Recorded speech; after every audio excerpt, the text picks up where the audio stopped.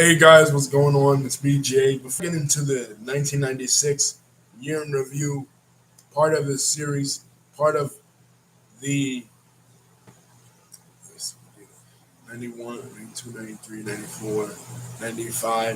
This is the next installment, 1996. Before I get into that, I want to say hats off to Vincent Kennedy McMahon for bringing us tremendous entertainment, fulfilling our lives with some of the greatest entertainment in the history of sports entertainment. Did a wonderful job for over 40 years, and for over 70 years when it comes to the whole entire McMahon family. But for Vince McMahon specifically, it's been over 40 years that he's been at the helm of what we came to know as the WWE. So, with that said, as many people know, last night was his last night as being the supreme owner of the World Wrestling Federation or World Wrestling Entertainment.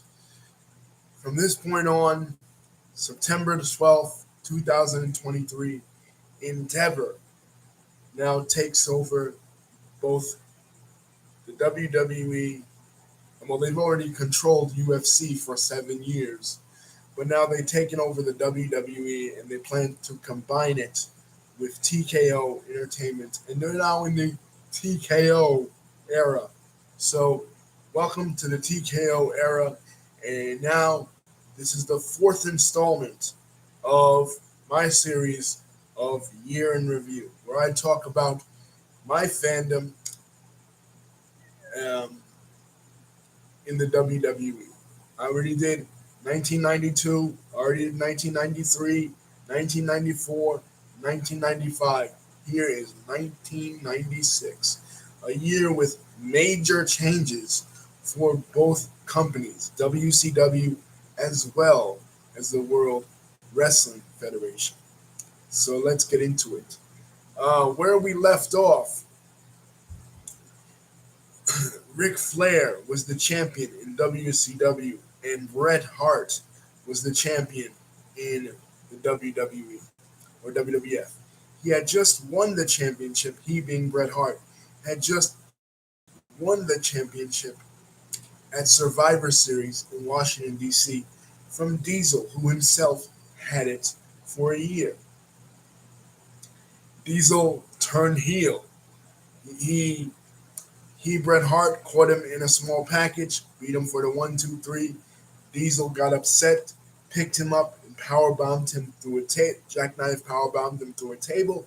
And I believe that was the first time ever in WWF history that we'd ever seen a table spot. I don't think that there were table spots before that. Usually everything was kept sanitary, everything was kept in the ring. But I liked the edge. Obviously, we talked about the reaction in Philly to Mabel's winning the King of the Ring and how fans were starting to jump on the ECW bandwagon. So they wanted to see something a little bit more edgy. And I guess WWE got the clue and they decided, you know what? Let's give them a little bit something more edgy with this table spot. And now Diesel is a tweener. He's kind of a heel, yeah, and kind of a babyface. What I mean by that is he and Shawn Michaels are still best of friends as of now. They're still best of friends. They're still tag team partners. They are still doing the big buddy, little buddy thing from last year. So, and Shawn Michaels is a babyface, perhaps the biggest babyface in the company. Even though Bret Hart is the champion, Shawn Michaels is the guy that they are positioning to obviously win the Royal Rumble. We talked in the last video about how Shawn Michaels, I mean, how Shawn Michaels won the Royal Rumble in 1995, but didn't it didn't. It was unsure who was going to win. You know what I mean? It wasn't a clear cut winner. But in 1996, it was a clear cut winner. He'd been jumped outside of Syracuse, New York, by multiple thugs, they were saying on TV. But obviously, like I said before, real reports say that it was just one person outside of a bar. But anyway, he was attacked viciously, forcing him to give up the Intercontinental Championship to Dean Douglas. Dean Douglas was then screwed with an impromptu match against Razor Ramon, and Razor Ramon wins it. So, and then Michaels comes back at Survivor Series, and then the night after Survivor Series, he collapses in the middle of the ring in the match with Owen Hart. And they put out that video package, Tell Me a Lie, the sentimental thing. So they're really pushing for Shawn Michaels' return at the Royal Rumble. And it's quite obvious that Shawn Michaels is going to win the 1996 Royal Rumble. I remember this time thinking, watching TV and thinking, damn, it is so obvious who's gonna be the Royal Rumble. It's not even worth watching. Now, for the title match, remember I said The Undertaker, he broke his orbital bone after being attacked by Yokozuna and Mabel, right? Double leg drops, these two behemoths of men attacking The Undertaker. So he had to put on the mask. Now he's a masked Undertaker. And for the first time in a long time, The Undertaker actually gets a title shot at the Royal Rumble 1996 against Bret Hart. So that's the main event for the Royal Rumble. Bret Hart versus Undertaker and the Royal Rumble match. And that's pretty much the only match that I'm really going to talk about besides this other one. Remember when I said that Shawn Michaels in July of 1995 won the Intercontinental Championship for the third time? The dispute backstage, the discrepancies backstage, caused Jeff Jarrett and his manager, the Roadie, to walk out of the company. Now Jarrett is back. Somehow they negotiated with Jeff Jarrett and got him to come back. And he's going to take on the new sensation that premiered in Survivor Series, Ahmed Johnson. So Ahmed Johnson is here, and he's going to take on Jeff Jarrett. Jarrett and he did a promo on Raw in which Jarrett broke a guitar over um, his face. The storyline was, and I forgot to mention this angle. How could I forget to mention this in the 1995 video? The angle before Jarrett lost the Intercontinental Championship was that Jeff Jarrett, who had been in the company for 2 years, was going to finally sing. The whole idea of Jeff Jarrett's character was that he was going to use professional wrestling to catapult him into a country music career. So he finally has an impromptu concert at the July of 1995 pay-per-view where he sings With My Baby Tonight. Spend my days working hard on the gold. You know, that song that Bruce Pritchard always sings. He sings With My Baby Tonight.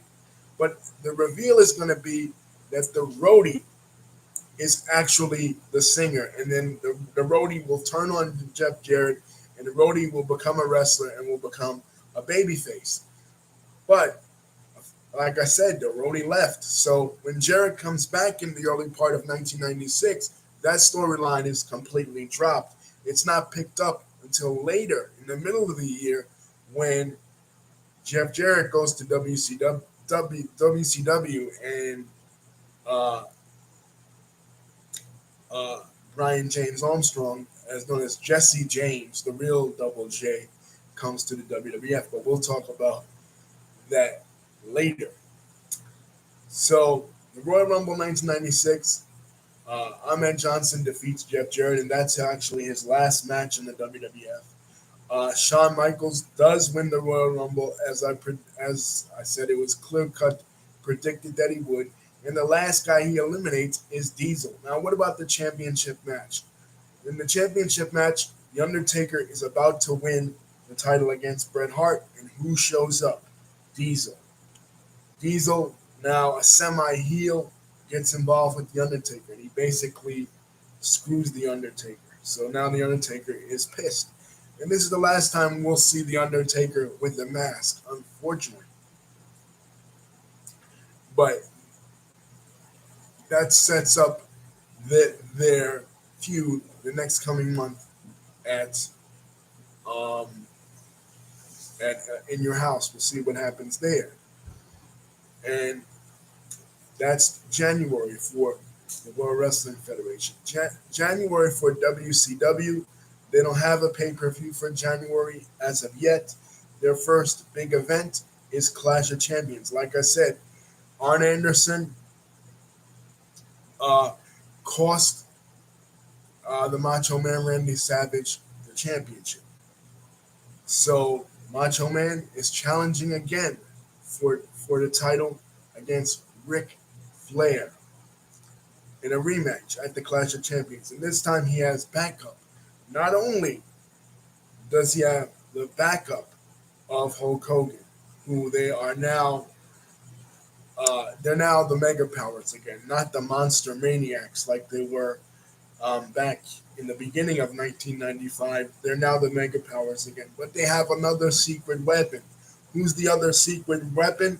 The return of Miss Elizabeth. We haven't seen Miss Elizabeth on wrestling television. Last time we saw her was in 1992 when she got involved with the feud with Jake the Snake Roberts and her husband, the Macho Man. Now we're seeing her. She's back in the company. She is no longer together with Randy Savage. They've officially divorced, both in kayfabe and in real life. But she's coming back as the manager of Hulk Hogan, of he and Hulk Hogan as his backup, because in late 1995, Woman, who was once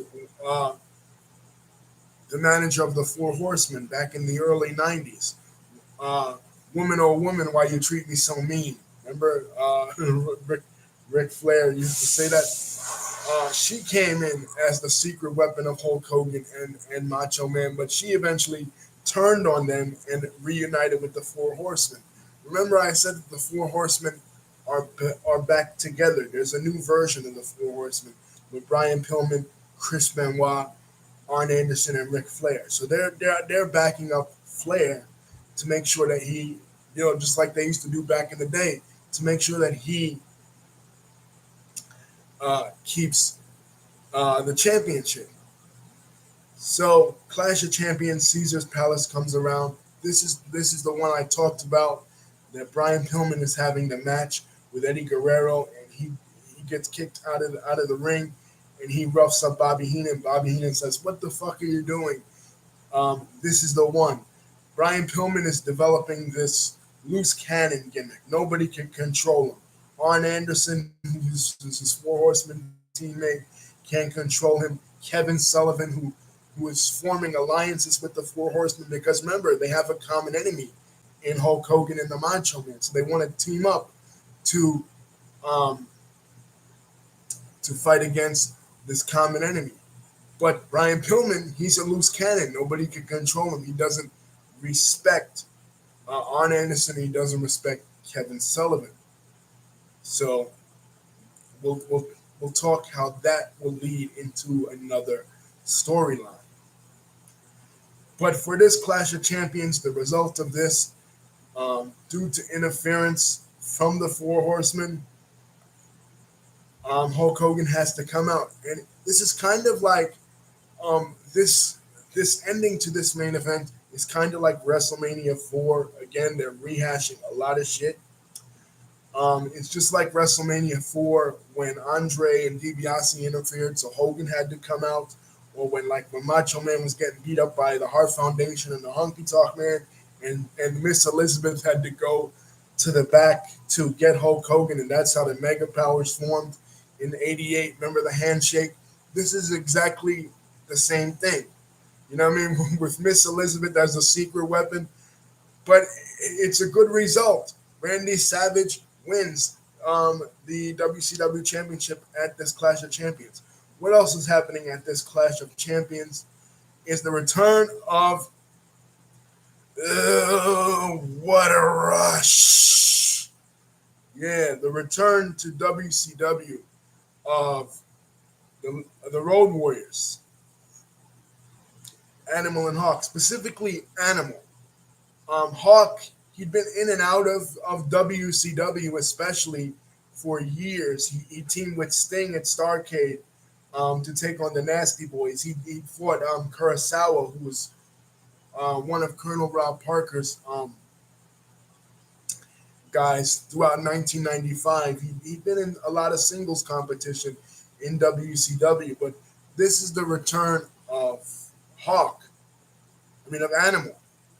Animal hasn't been anywhere in professional wrestling since 1992, and they come back to WCW. They hadn't been in WCW since like '89.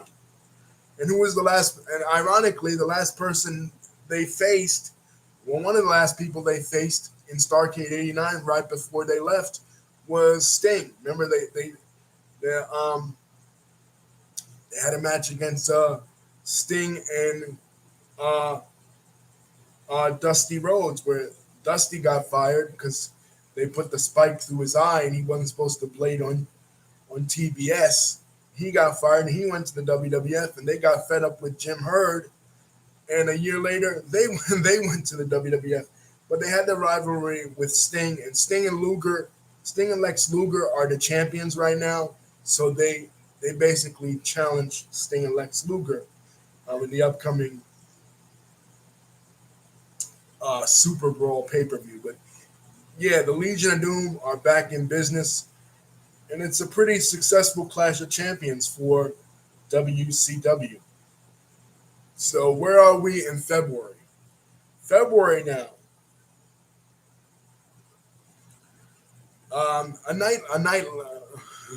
Um, February where the Macho Man is putting up his WCW cage matches galore in both companies. The Macho Man is putting up his WCW championship against Ric Flair. Ric Flair wanting a rematch. The Giant, it's a double steel cage. The Giant is going to take on Hulk Hogan in a cage match in the same night, Super Bowl VI. And in the WWF side, we have um, the Undertaker Diesel, taking on Bret Hart for the WWF Championship. And also, Owen Hart is going around bragging that he was the one that took Shawn Michaels out of commission, which he did. So he's saying he should have the chance to face Shawn Michaels for his number one contendership spot at WrestleMania 12. So that's another main event that's coming up in the next In Your House. Shawn Michaels and Owen Hart, and Bret Hart versus Diesel in a steel cage. As far as the WCW one, a little surprise twist, and of course the tag team match, which is the Road Warriors versus Luger and Sting, which Luger and Sting retain. As far as the WCW one, a surprise twist ending, guys. Miss Elizabeth, who was just back a month ago helping out the Macho Man, Miss Elizabeth turns on the Macho Man. She hands Ric Flair a shoe. Ric Flair hits the Macho Man with a shoe, and now Ric Flair is once again the WCW champion. This was perfect because this to me fed into WrestleMania 8. This is what they should have did at WrestleMania 8. Have Miss Elizabeth turn into a heel, turning on the Macho Man. Right, and joining up with Ric Flair and joining up with the Four Horsemen. This was perfect. Now,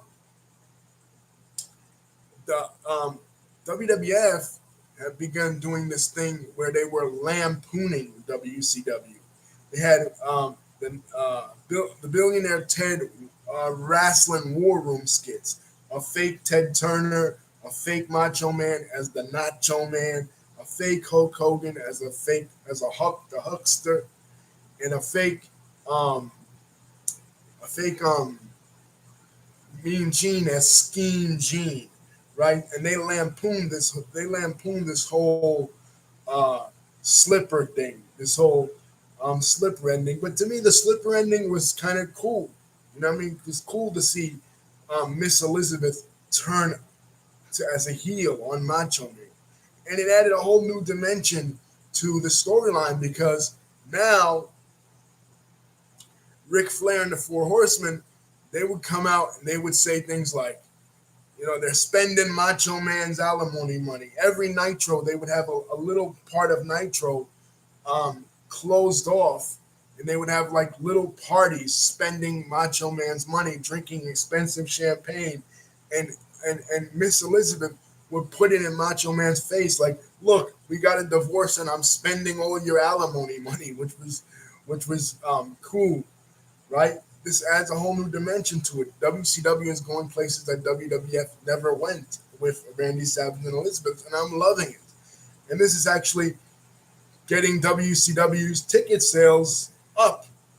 Ticket sales are actually up when it comes to this because of this storyline, because of how crazy Randy Savage is. But it gets so crazy that they got to ban Randy Savage from uh, the arenas sometimes because he wants to kill Ric Flair so badly. Um, and with Hulk Hogan and the Giant, now Hulk Hogan defeats the Giant, right? But now the Dungeon of Doom has presented to him a new nemesis, the Loch Ness. Now this guy is Giant Haystacks. He was a British wrestler. He was a huge ass British wrestler, but he was very immobile. And um, thank God they never put him as to have a one-on-one match with Hulk Hogan because this guy couldn't move for shit. Like he was totally immobile, right? Um, he was oh my god, he was worse than I never saw Haystacks Calhoun wrestle because he was before my time. But if I'd have seen Haystacks Calhoun, this was probably uh, uh, uh, this was probably like he was. He had a match with the Giants because apparently the Giant blamed him for losing the match at Super Bowl six, and you know that was to what was to be expected. That was one of the worst abortions ever. But there is something in this pay per view Super Bowl six that is a game changer, and that is uh, that is Brian Pillman's role in this. Brian Pillman and Kevin Sullivan have gotten to a point where Brian is just doing this crazy stuff. Like I said, disrespecting Kevin Sullivan, disrespecting the alliance that that Kevin Sullivan and the Four Horsemen, the Dungeon of Doom and the Four Horsemen are trying to do. So they get the idea where they'll have a leather strap match, and the loser will have to say that they respect the winner. So what does Brian Pillman do? He grabs the mic and says, "I respect you, Booker Man," and he walks out. Now, Booker Man, what does that mean? Obviously, Kevin Sullivan is the booker for WCW. Now, if you're not a smart fan and you're just a regular fan like I was at 12 years old, you don't know what a booker is. You know what I mean? Like, you're like, well, what's a booker?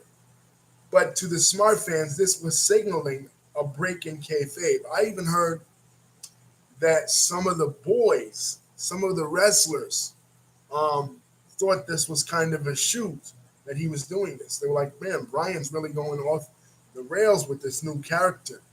You know what I mean? But it was all a work. It was all a way to increase intrigue around Brian Pillman, and it was doing its job. Brian Pillman would do stuff like this, even crazier stuff later on in the year in places like ECW and even the WWF.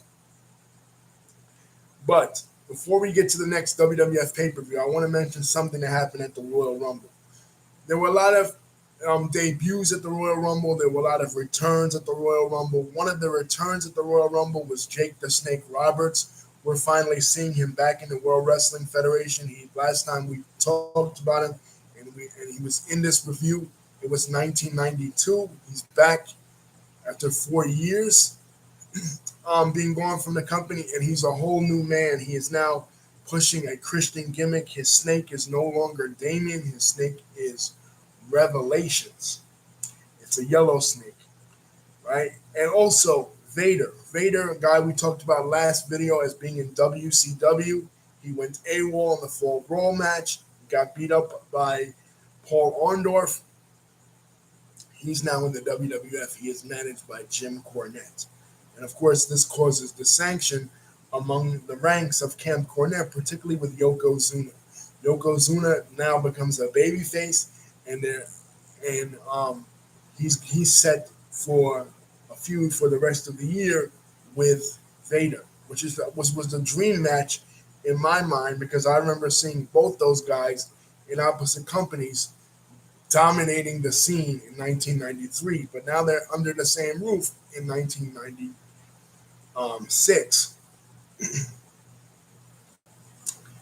So, but the night after the Royal Rumble, he's having a match and he's just beating up on his opponent. I think it was Savio Vega, right? He's beating up on Savio Vega, and finally the WWF president, Gorilla Monsoon, comes out and says, "Vader, stop this," right? And he shoves Gorilla. Gorilla chops him back, and he beats Gorilla up, giving Gorilla Monsoon the Vader bomb and putting Gorilla basically on the shelf. Even Jim Cornette, who was his manager, is trying to stop him, but he can't stop him. I can't stop him. I can't stop him. It's kind of like Paul Heyman and Brock Lesnar, if you want to use a modern example. But this was incredible because this was something that you never saw in wrestling. You never saw wrestlers attack officials. It seemed like 1996 was bringing a whole new air to professional wrestling because things were happening that were unpredictable, unorthodox. And this puts Gorilla Monsoon on the shelf, and obviously they have to bring in Roddy Piper to be the WWF president. And Gorilla Monsoon's shelfness will play a role later on down the line. But what are the results for the February pay-per-view, February 1996 pay-per-view? Bret Hart retains the championship in a very unique way. And the backstage dispute that he and Kevin Nash had, because Bret Hart, the finish of the match was that Bret Hart takes the jackknife powerbomb, and then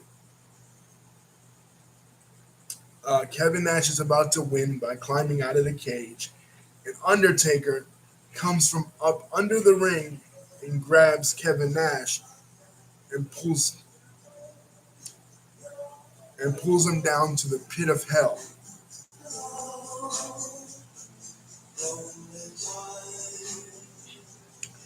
But Bret has a problem with this. Bret was like, "Well, what's in it for me?"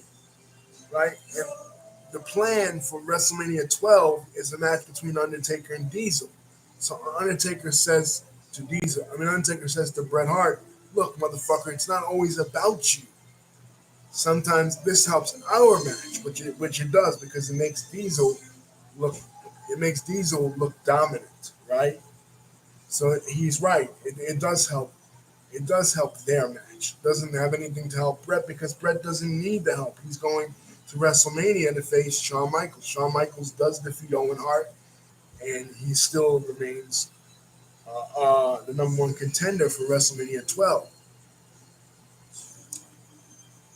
So Bret doesn't need the help. And plus, Bret's about to be gone from the company for several months anyway.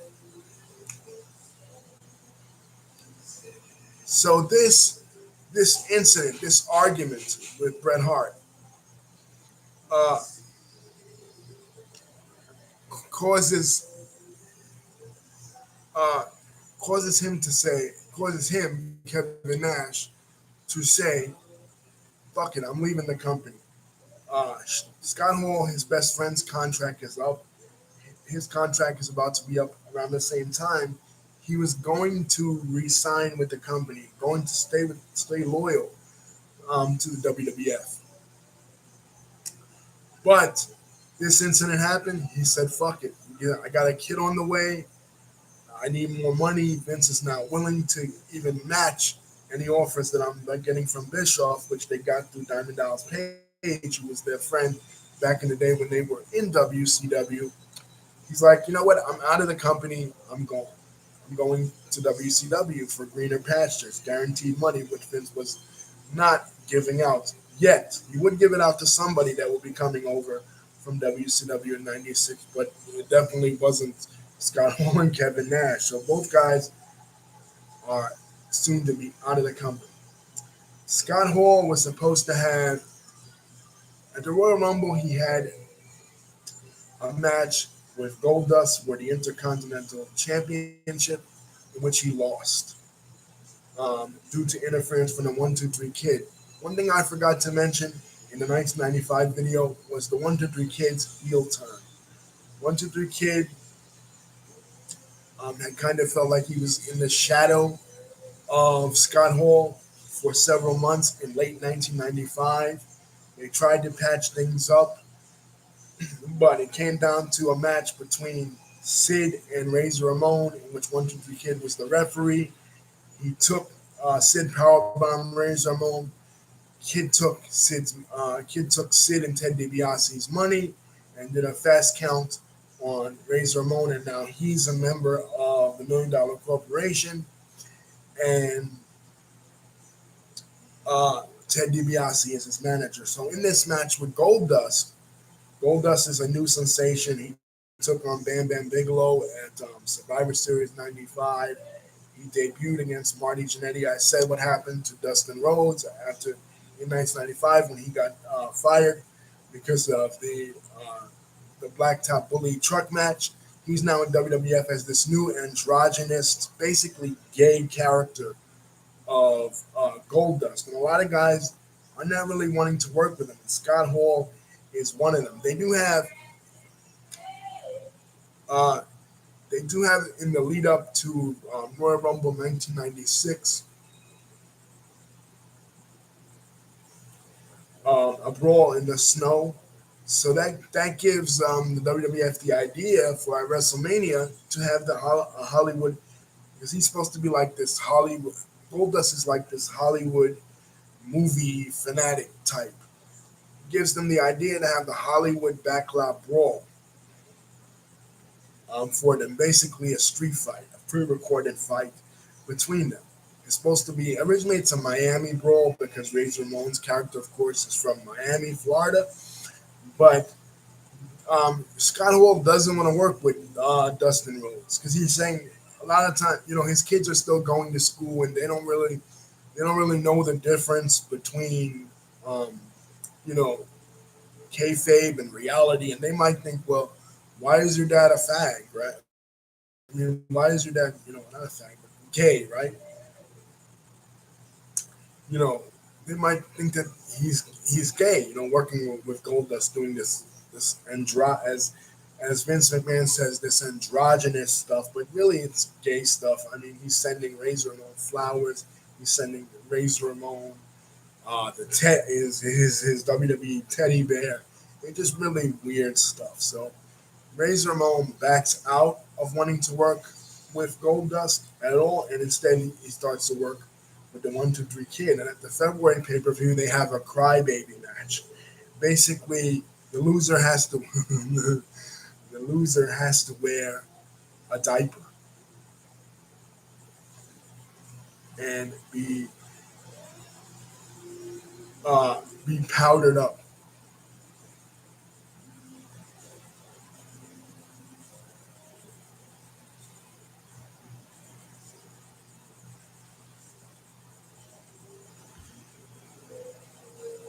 Well, really silly stuff. The kid actually loses the match, and the kid is not really successful once he becomes a heel, honestly. And that is Razor Ramon's. That's pretty much the end for Razor, the end of the road for Razor Ramon because he gets fired. I mean, he gets suspended for WrestleMania, so he doesn't work WrestleMania. Even if they wanted to have another match at WrestleMania with him, even though he didn't want to do the match with Goldust, even if they wanted to have another match with him, they weren't because he was suspended. So as we head into WrestleMania, Roddy Piper is, like I said, he's the president in replacement for um, Gorilla Monsoon, and uh, he basically makes the match between Shawn Michaels and Bret Hart in a 60-minute Iron Man match. Whoever scores the most pinfalls or the most wins within 60 minutes will win. Now, this was a new concept that in reality Pat Patterson had come up with. He saw how good wrestlers Shawn Michaels and Bret Hart really were, and he figured they could pull this off. And this would be the centerpiece of WrestleMania 12, with Shawn Michaels challenging for the championship and uh, Bret Hart defending.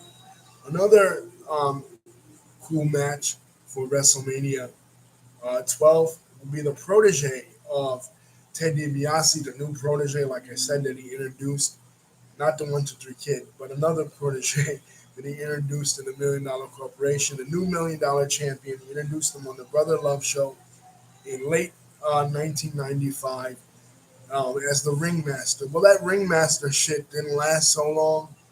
It lasted a couple of months, and now he has a new name, Stone Cold Steve Austin. It was a name given to him by his ex-wife. He was trying to come up with something to do with ice. The creative services department gave him Chili McFreeze, some other bullshit stuff. But she said to him, "Why don't you drink your tea before it becomes Stone Cold?" And that's when he knew that Stone Cold Steve Austin would be his new name. He'll be taking on Savio Vega at WrestleMania. Also, a six-man tag between um, Vader, Owen Hart, and the British Bulldog taking on Jake the Snake Roberts, Ahmed Johnson, and Yokozuna. Yokozuna now is a full-fledged babyface. They even do this angle where Vader injures his knee, and they have to pull Yoko out with a forklift. But he wants to get revenge on his former manager, Jim Cornette. So the stipulation is if Yoko's team wins, they get 5 minutes alone with Jim Cornette and this six-man. It was supposed to be somehow Vader versus Yokozuna one-on-one, but I don't know why they didn't go that route. Also, it's Diesel versus The Undertaker. They've been doing some really cool vignettes surrounding this, where there's a casket at ringside. Diesel comes in, he opens the casket, and he sees a replica of himself. Like some really cool shit surrounding this match. Finally, The Undertaker has a match that's worth having. Last year, he wrestled King Kong Bundy. The year before that, when he was there, he wrestled the Giant Gonzalez. The last time he's had a really good match, something that he could sink his teeth into. Remember we talked about was the match with him and Jake Roberts at WrestleMania 8 and 92. So finally here he has a really good match. And Roddy Piper, while being the part-time president of the World Wrestling Federation, he got into it with Goldust. Goldust was starting to flirt with Roddy Piper. Piper didn't take kindly to it. He had this segment where he was like on Piper's pit doing the bagpipes like Piper, and it was like he was sucking Piper off and shit. Shit was strange, man.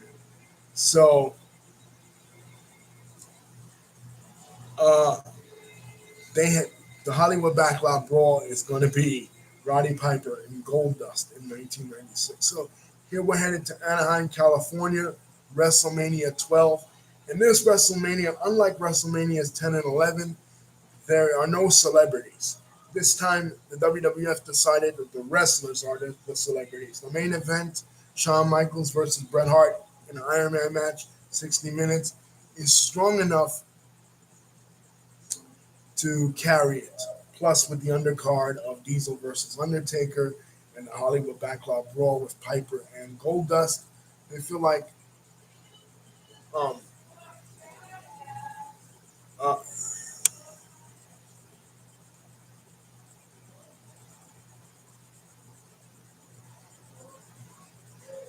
they feel like um,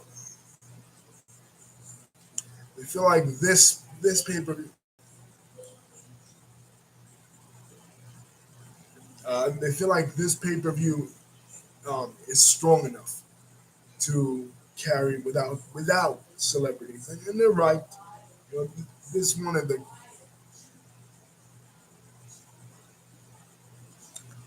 uh, this is one of the this is one of the classic WrestleManias, basically. And the results of this are, of course, Undertaker wins the match against Diesel. It's a pretty good match. Taker gets jackknife powerbomb twice during this, but in the end, Taker wins. Hollywood Backlog Raw is crazy. I recommend going back and watching Hollywood Backlog Brawl if you can.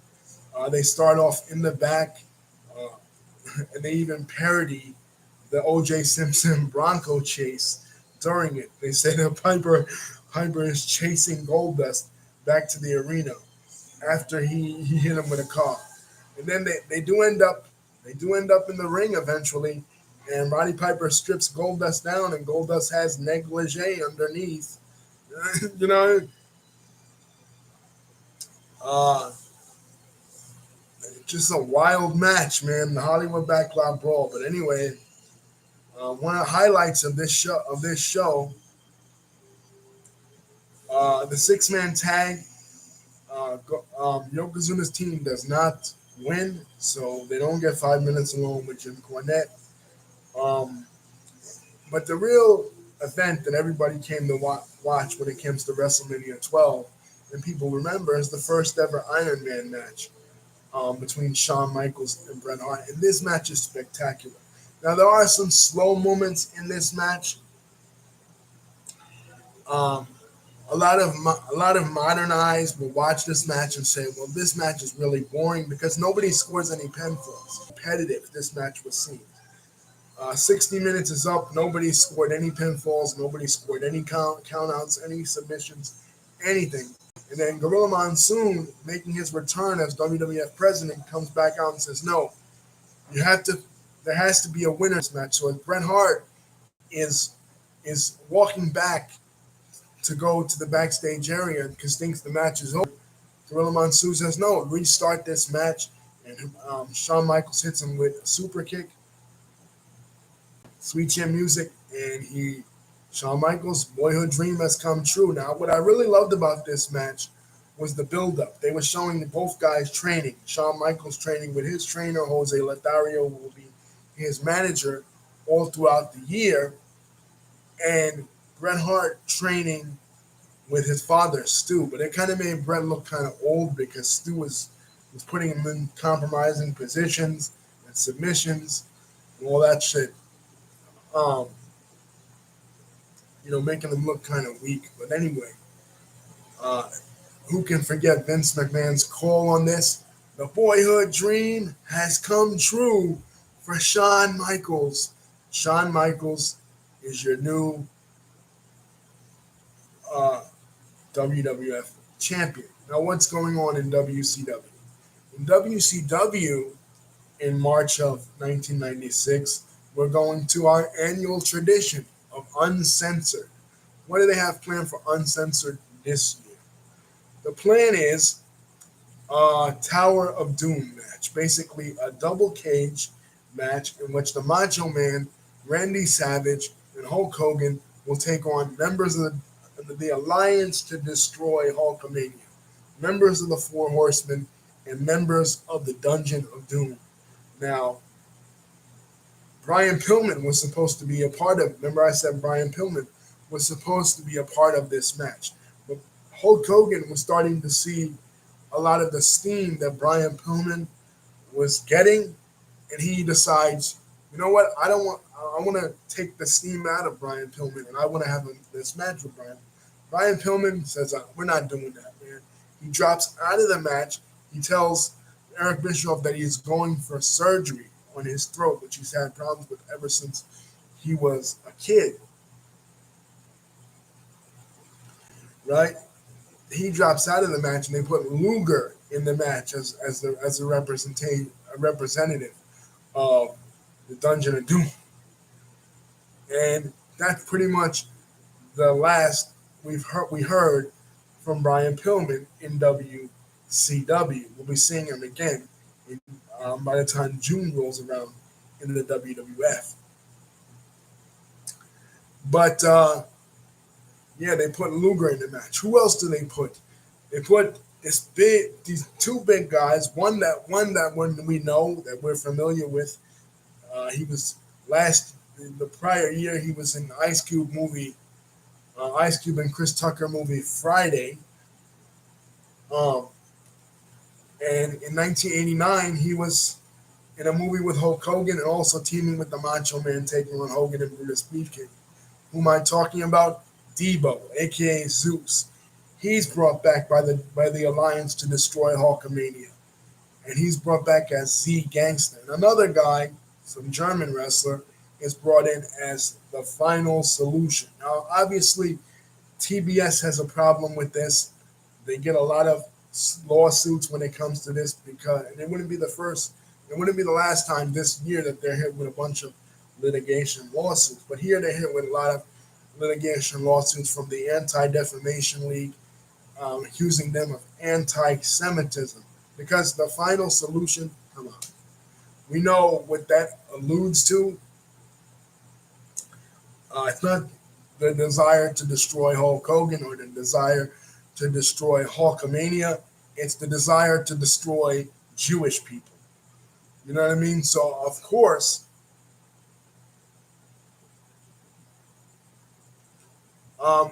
they want this guy off TV because this is trouble. Even back then, in 1996, we think, oh, free speech was more open. You know what I mean? You could say pretty much what you wanted. But when it came to references to the Holocaust, you know, that was still a no-no. So they changed the guy's name. But anyway, the match itself, and LOD has yet another match with Sting and Luger. But for some reason, of course, Luger is put in the main event match. So they swap him out with Booker T. So it's Booker T and Sting versus Legion of Doom, which they score the win. And that's pretty much the end.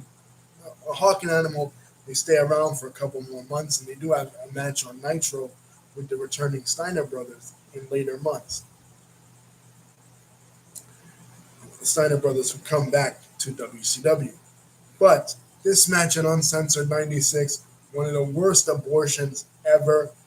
Hogan's team, Hogan and Savage, end up scoring the win because Luger finally declares his allegiance. Remember, Luger had been doing the tweener thing. He had Jimmy Hart as his manager, and he was in the Dungeon of Doom for a while, but him and Sting were also tag team champions.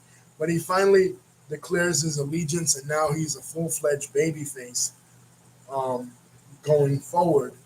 And Hogan and Savage win this Tower of Doom match. And they never do this shit again because it's the worst thing that you have ever seen. That's a big dud for the side of WCW. And this is the last pay-per-view.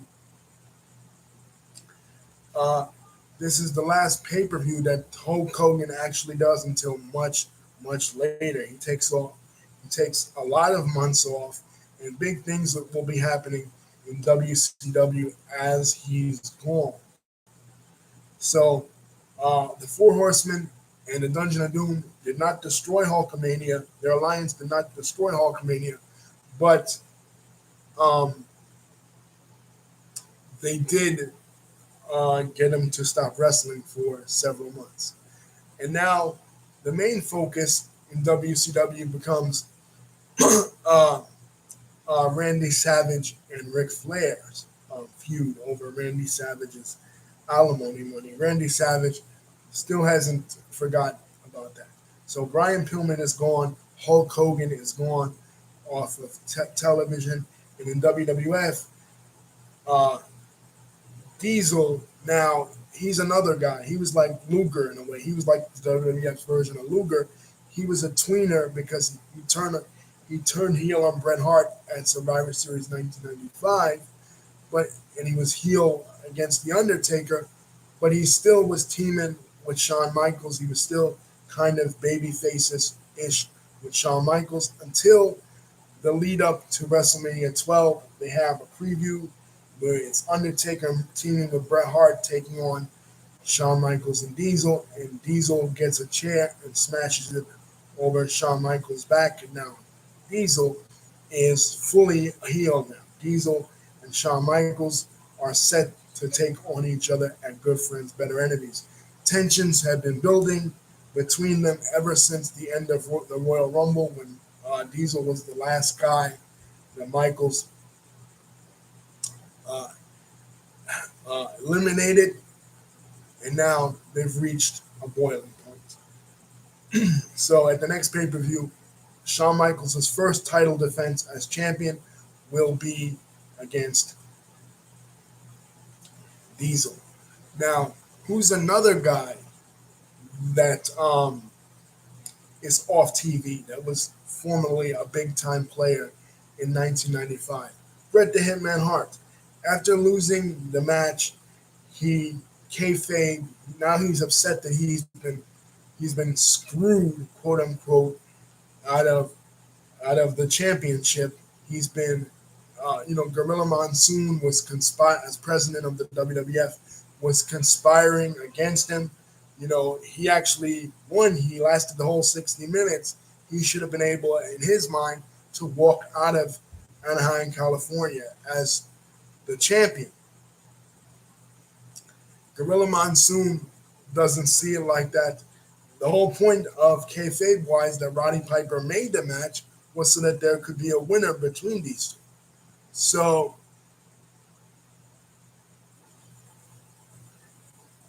people don't get why Bret Hart is crying. And during this time, he and Shawn Michaels are working it so that Bret Hart could take time off. He's working with the Lonesome Dove TV show, trying to get into acting. But he could put in his Calgary Sun article, a newspaper article that he writes for Calgary, that you know berating Shawn Michaels in real life, saying that Shawn Michaels is a bad representation as WWF champion, that Shawn Michaels did Playgirl, that basically insinuating that Shawn Michaels is gay. And this is the way that he and Shawn Michaels worked it out. So when he does come back, right, um, there'll be a lot of heat between them when they have the rematch, right? So during his time off, though, who reaches out to Bret Hart? Eric Bischoff, trying to get Bret Hart to jump ship like he's gotten so many other WWF wrestlers to jump ship. He offers him way more money than any other WCW wrestler that he got. I mean WWF wrestler that he got to jump ship, besides Hulk Hogan. So there's a bidding war between them. So now Shawn Michaels is looking at it like, okay, we're working this angle, working this semi-work shoot angle between us. But you're over here negotiating with WCW, so how are we going to have the rematch? You know what I'm saying? We can't have the rematch because you're saying that you want to jump ship to WCW.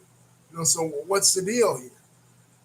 So, and Bret is seriously considering it because Eric Bischoff, he's already gotten Scott Hall, he's already gotten Kevin Nash. They haven't debuted yet in WCW, but he's gotten them already. Their contracts are over in WWF, and now they're going to WCW. Remember, we're in the midst of the Monday Night Wars. They started last year, so competition between the two companies is really up. So if he can get Bret Hart He has the former champion, the former Intercontinental champion, and the other former champion. He's got a perfect trifecta there. But Vince McMahon comes in with a curveball. He says, I can't offer you the same amount of money that WCW is offering you because obviously WCW has Ted Turner's resources. Ted Turner is way richer than Vince McMahon at that time. You know what I mean? Because WWE wasn't a publicly traded company. It wasn't combined with UFC like it is today. $21 billion.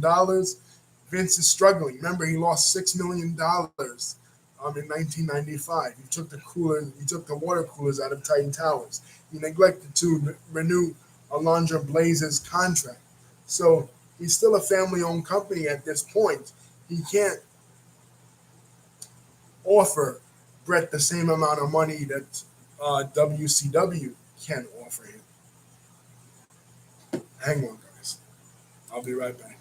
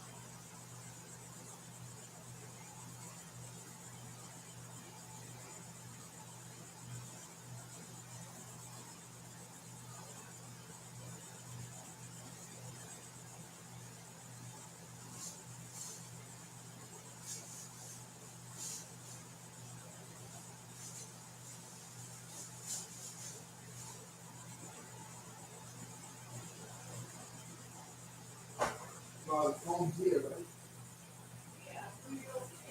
Oh, yes.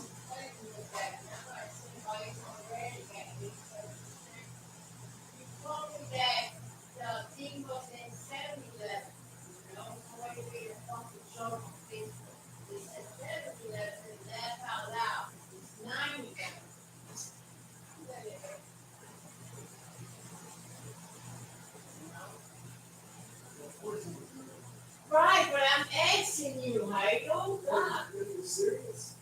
What? You're that serious? Yes. Why would you say yes at 7-Eleven though? You think I was joking. This is a joke. What is a joke? 7-Eleven, you didn't get it? Oh, the store? Because who works there? I was posting it on Facebook. I told you I was posting it. I thought you meant it as a joke. No, I said, Heido, I'm posting it on Facebook because. It's a joke. No. Anyway. I like you're not joking. If I'm joking, I would say, I'm joking. It's a joke, Heido. You're not supposed to say, I'm joking. Right. Well, if I'm talking about something that happened, death or something, it's not a joke. Well, they made a joke.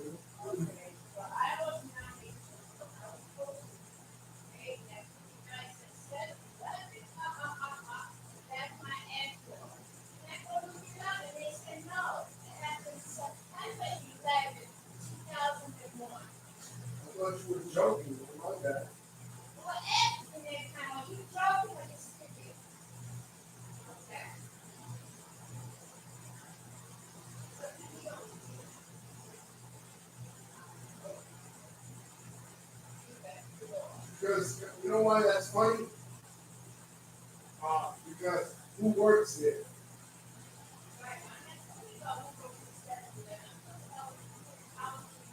Yeah, but who took him there?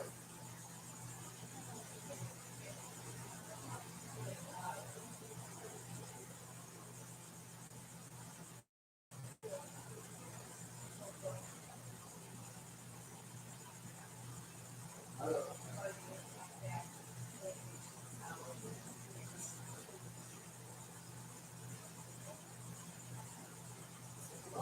You gotta listen to me.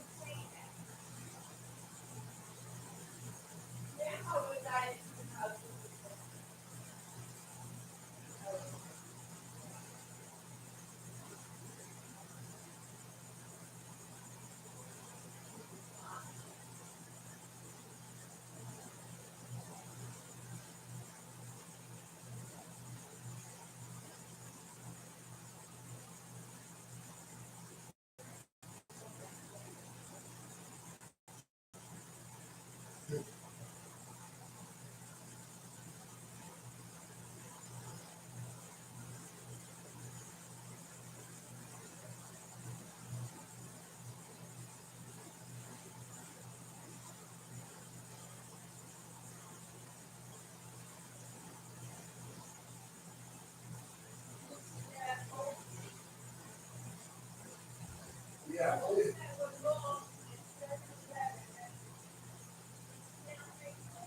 Yeah, I thought it was a joke. I thought it was a joke.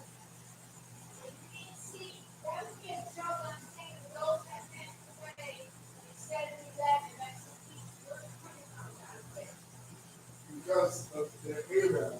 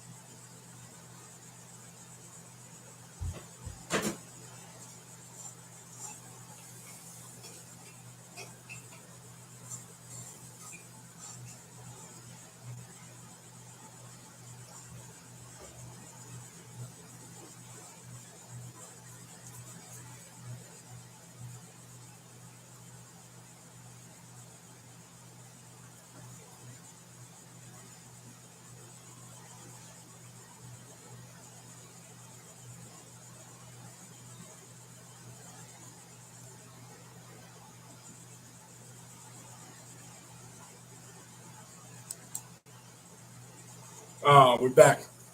Anyway, guys, where were we? Okay, yeah, Vince, he doesn't have the resources necessarily at that time in 1996 to offer Brett. He can't match uh, what Turner is giving him. But what he does come up with is that he will give Brett the same amount of money over a 20-year period.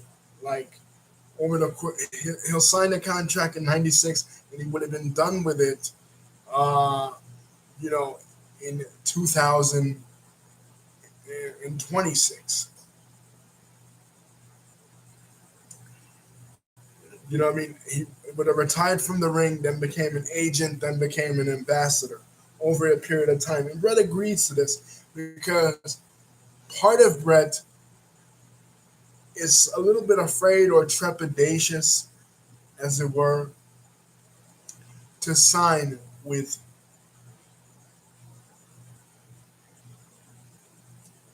WCW because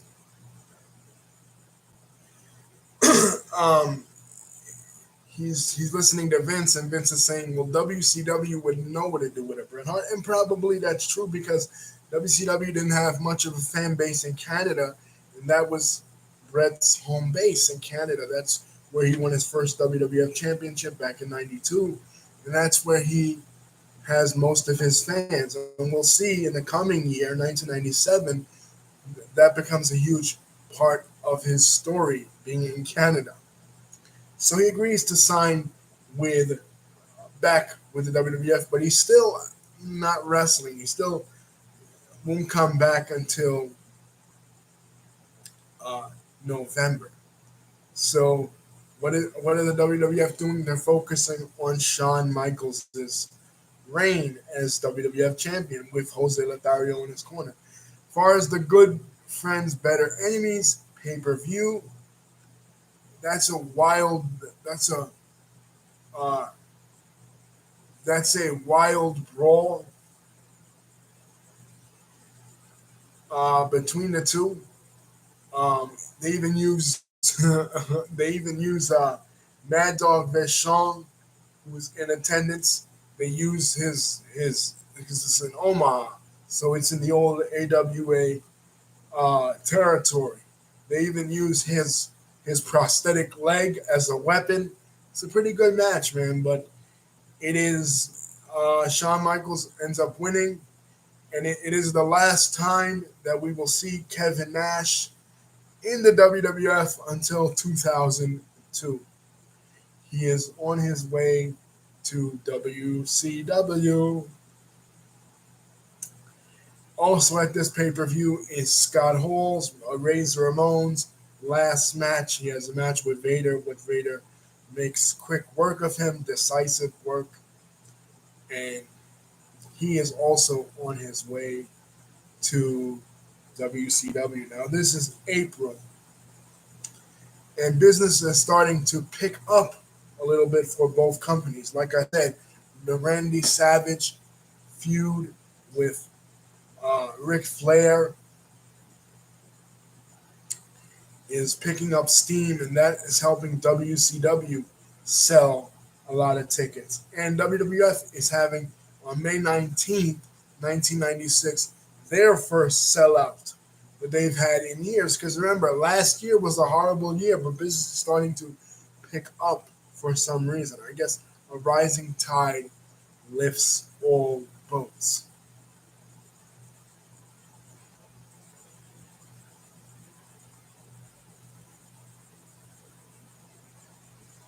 So, May 19th, 1996, they have a cage match between Shawn Michaels and Diesel, and a match between Hunter Hearst Helmsley, like I said, who was a rising star in the company. He's had a couple of matches with Duke the Dumpster Trotsy and Henry Godwin. Now, I wouldn't say that Duke the Dumpster Trotsy and Henry Godwin having matches with them are any indication uh,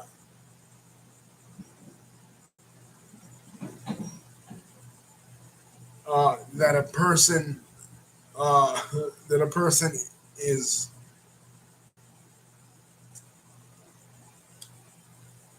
is any success. But anyway, they have big plans for him. Basically, the plan for him is to win the King of the Ring later on this year.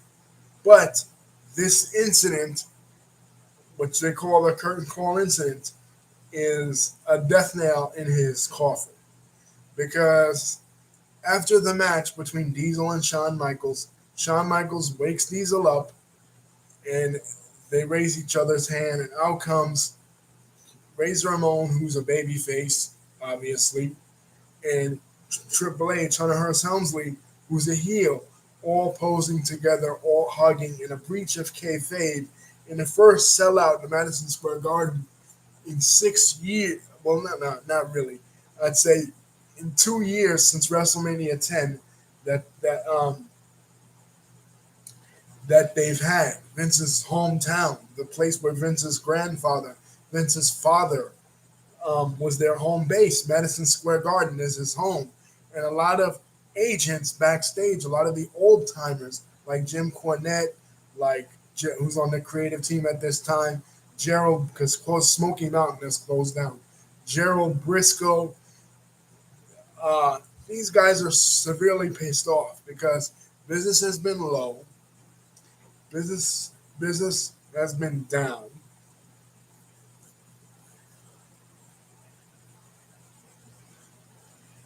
and uh, here they are, the first sellout in 2 years, and the click is basically, even though they're saying goodbye to each other, and they cleared it with Vince, with Scott Hall and Kevin Nash leaving the company, still, they consider this a big taboo, which it basically was in professional wrestling. So now you have the Brian Pillman Booker Man thing in WCW, which is a breach of kayfabe, acknowledging that there is such a thing as bookers in professional wrestling, and not and on WWF, not on TV, but in a house show in the biggest arena in the territory. You have you have this another breach of kayfabe, baby faces and heels hugging each other. People are really offended. So they Vince didn't really care because here's Vince McMahon, the guy that in 1989 admitted to the electoral board in New Jersey that wrestling was fake. You know what I mean? But the wrestlers and the agents and the backstage people are pressuring him that he must do something.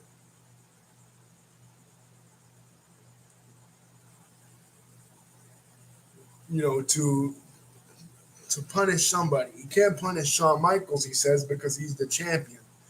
He can't punish Razor Ramon and Diesel because they're leaving the company. So the guy who has to eat shit and like the taste of it, like he told him, was Triple H. So basically, Triple H for the rest of the year, up until about October, when they start pushing him again, is going to be doing jobs to Ahmed Johnson, doing jobs to Goldust. Well, not Goldust because he's a heel. Doing jobs to Mark Merrow, doing jobs to basically Sabio Vega, every baby face. He's not going to get a win on TV until the end of October. That's his punishment for doing what he did, and this impacts. Well, it doesn't impact him at WrestleMania because a match I forgot to mention at WrestleMania 12 was the return of the Ultimate Warrior in his match with Triple H. Now, Vince finally got one. Remember, WCW tried to court the Ultimate Warrior back last year. They weren't able to get him, so they come up with a fake Ultimate Warrior, the renegade, the doppelganger, Richard Wilson, the renegade.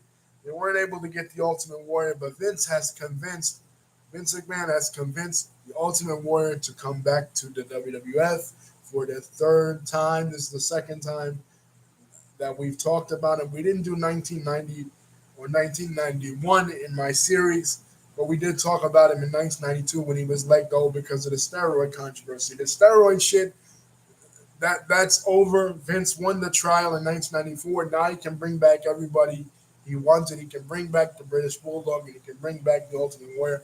And it's Triple H that gets squashed at WrestleMania 12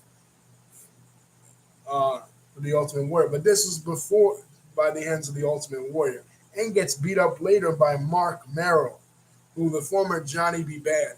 Mark Merrill was like the premier opener from 1994 to 1995 as his Johnny B. Bad gimmick. Basically, a wrestling version of Little Richard. We didn't really talk about him, but he was a huge part of WCW in 1994, 1995, year. He had a pretty good, decent feud with Diamond Dallas Page, and he even stole Diamond Dallas Page's Diamond Doll, Kimberly, and she's accompanying him to the ring. But this new team of uh, Kimberly Page and Johnny B. Bad is causing some problems in his home. Johnny B. Bad is a Mark Merowitz, which is his real name, is a born again Christian, right? And he is married to, and he has an adopted daughter, Mariah. He's married to Rena Merrill, who will become Sable, and he has an adopted daughter. He adopted her daughter, Mariah, and Mariah is coming home and saying that does he still love her mother because she sees him out there with Kimberly Page as his ballet. So he felt uncomfortable um, working together so closely with another woman, especially another man's wife. Kimberly is DDP's wife in real life. So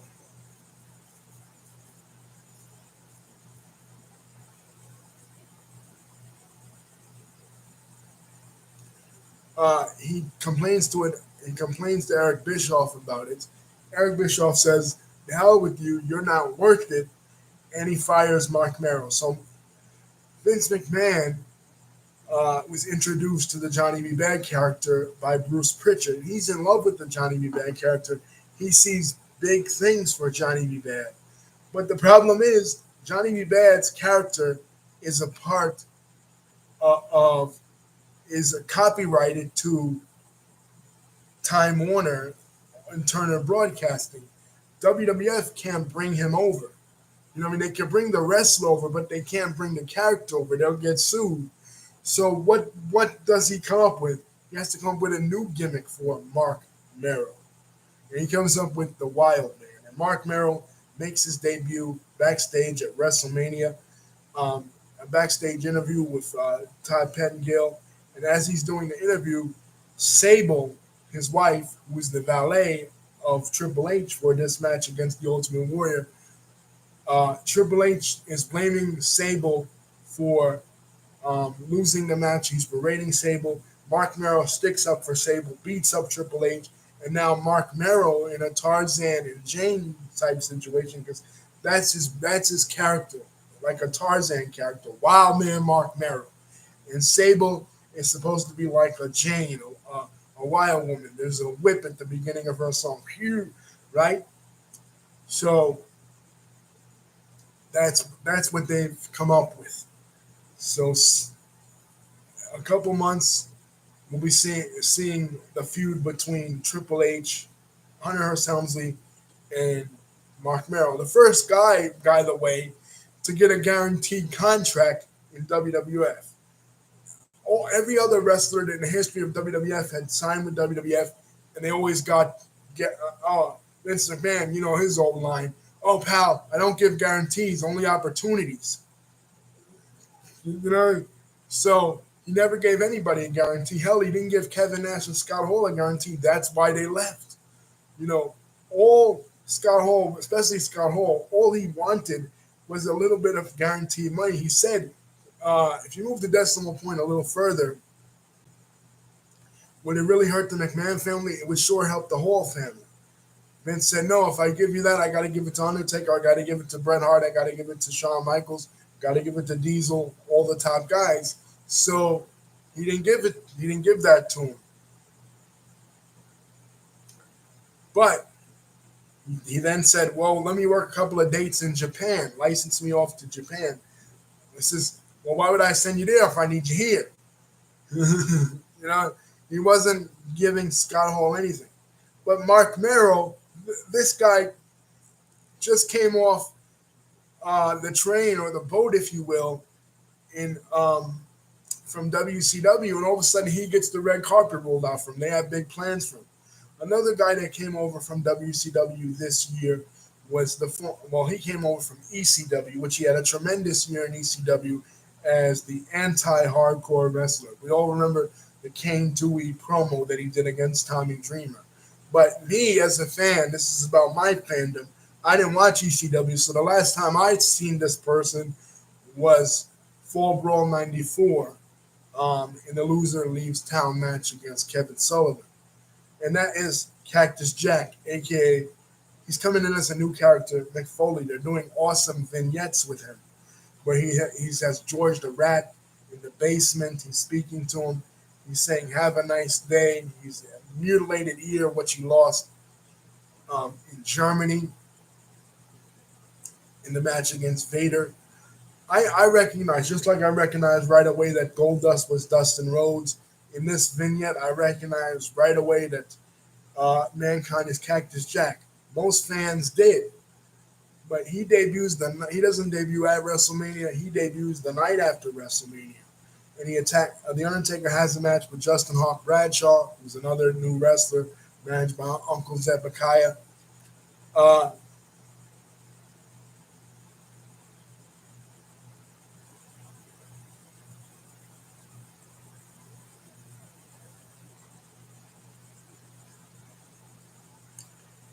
And Mankind attacks him. Nobody really did the Undertaker. Nobody really did the Undertaker in that way ever before.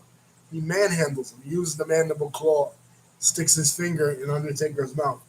This is a perfect feud setting up to go to June at King of the Ring. So you have Mark Merrill, the former Johnny B. Bad,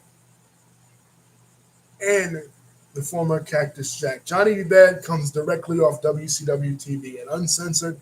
He wrestled Diamond Dallas Page, in which he won the Diamond Dallas Page's lottery money and the services of the former Diamond Doll. Now, with him gone from WCW, they need somebody else to work with Kimberly Page. So they transform her into the Booty Babe, and now the former Zodiac Ed Leslie is revealed as a spy on behalf of Hulk Hogan to the Dungeon of Doom, and he's gone from being the Zodiac, he is now the Booty Man, the Booty Man, and the Booty Babe Kimberly is his manager or his valet, which that only lasts until about August of '96. Then he tries to, after Hogan wins the title from the Giant, which I didn't get there yet, the Giant winning the WCW title, but I'll get there. After Hogan wins the title from the Giant, he tries to join the NWO, which I haven't even gotten to yet, the formation of the NWO, and they kick him out, and he's gone from WCW for a while, at least until late 1997, early 1998, when he reemerges as the Disciple. But for right now, he's the Booty Man, and she, Kimberly Page, is the Booty Babe. So that's what they're doing with her now. And Mark Merrill is off.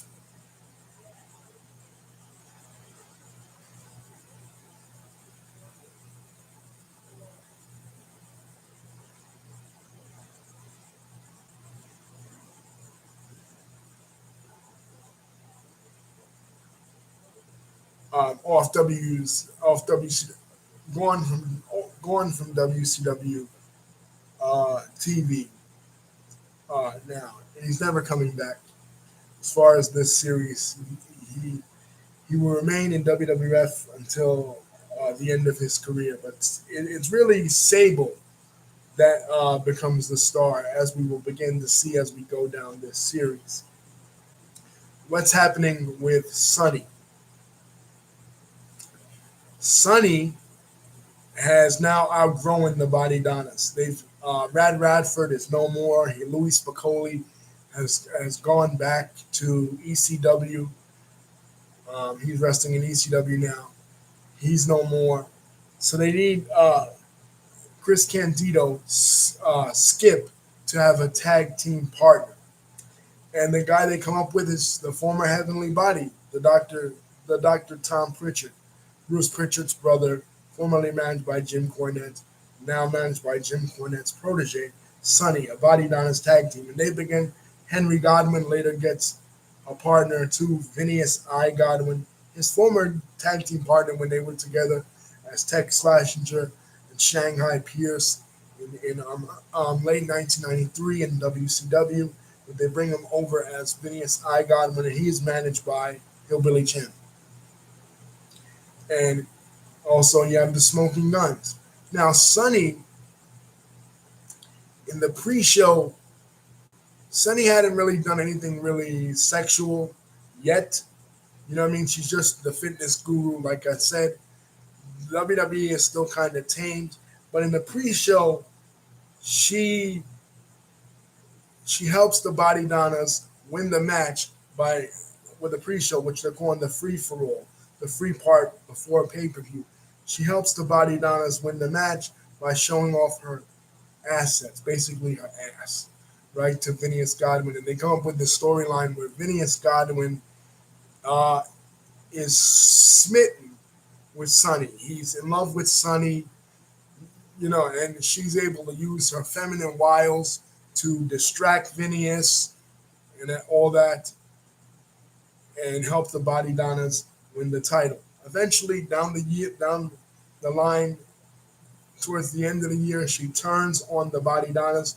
She becomes a face, and she then becomes the second manager of the Godwins until she turns on them, turning the Smoking Guns heel, and then later Phineas pours Phineas pours the pig slop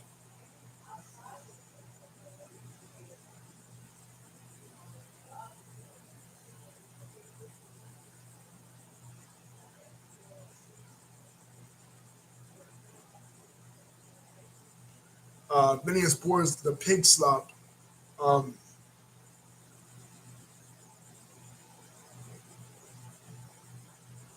over Sonny.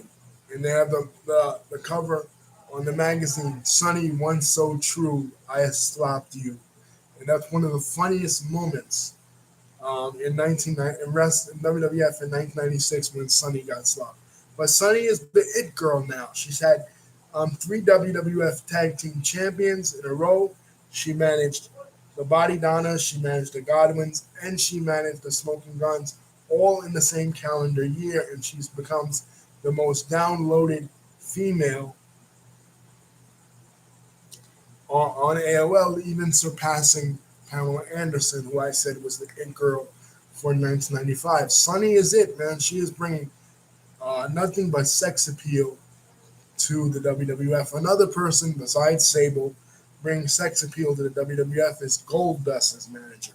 They decided to add at the beginning of the Royal Rumble, the beginning of the year, they decided to add a female dimension to Goldust's character. Before he had Usher coming out with him, like towards late 1995. But after the match with Razor Ramon, they added a female dimension. His real life wife, Terry Ronalds, aka Terry Boatwright, the former Alexander York in WCW. Of course, he married her, and she was the makeup girl for Turner, and Dusty didn't like him. That led to the estrangement between Dusty and Dustin backstage. Now, we didn't see it on camera because Dusty and Dustin, they still teamed together while he was in WCW. But apparently, Dusty, the father, he didn't like Terry Runnels. He thought that she was only using Dustin, to try and get in the business, and that led to estrangement between father and son over Terry. But anyway, um, uh, Terry Runnels is married to Dustin Rhodes, and they're both now in the WWF. She is playing the character of Marlena. So we went from a situation with the women in the WWF where there were no women at all. Basically, they were importing Japanese women, and you had Rhonda Singh, aka Bertha Faye, as she wasn't necessarily a sex symbol. Not saying anything against Bertha Faye, but but her physique, the way she was put together, she was a super heavyweight. She wasn't going to be a pinup girl. Now you have three of the most attractive women in history: Sable, Sunny, and Marlena, as pinup girls. And this is right around the time um, that they're launching the Raw magazine. Vince Russo, who's the editor of the magazine at this time, is behind launching a raunchier version of the WWF magazine, and they're having like these lingerie poses between Sunny, Sable, and Marlena. Three bombshells in one company, unprecedented. But the problem is, if you're Goldust, if you're Chris Candido, and if you're Mark Merrow, your wife is being promoted in front of you. Here, you're trying to be a wrestling talent. You're trying to get over as a talent, but people are only paying attention to your wife, or in Chris Candido's case, his girlfriend. People are not paying attention necessarily to you. They're overlooking you when it comes to the matches, and they're paying attention to Marlena or Sable or Sunny. But that's just the way the cookie crumbles for these guys. And all three of these guys um, would learn a valuable lesson when it came to this. They should have never brought their wives to work with them, because all three guys ended up in divorce. We know what happened with Marlena and Dustin in the plane ride from hell in 2002. We know what happened with Mark Merrow and Sable. Sable became way more popular than Mark Merrow. She ended up leaving him for Brock Lesnar.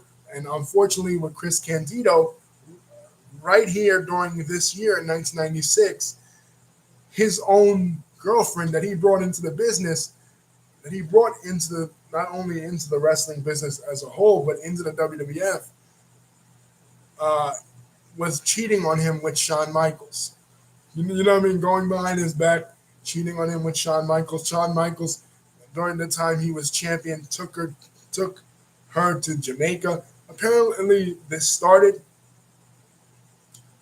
when they were working a six-man tag, or a tag team match against the Body Donnas. And I saw this. I think it was Superstars. It wasn't Raw, where he after he beat Chris Candido, he invited um, Sonny into the ring, and he kissed Sonny. And it was supposed to be a fake kiss, a kayfabe kiss, but it ended up being a real kiss. And then later on, backstage, he would sneak behind Sonny and grab her ass. And they were having this love affair, in closets and, backstage and stuff. And Chris Candido, people are like, wake up, man. You know what I mean? Your girl's cheating on you with Shawn Michaels. You know what I mean? Can't you see it? But he turned a blind eye to it.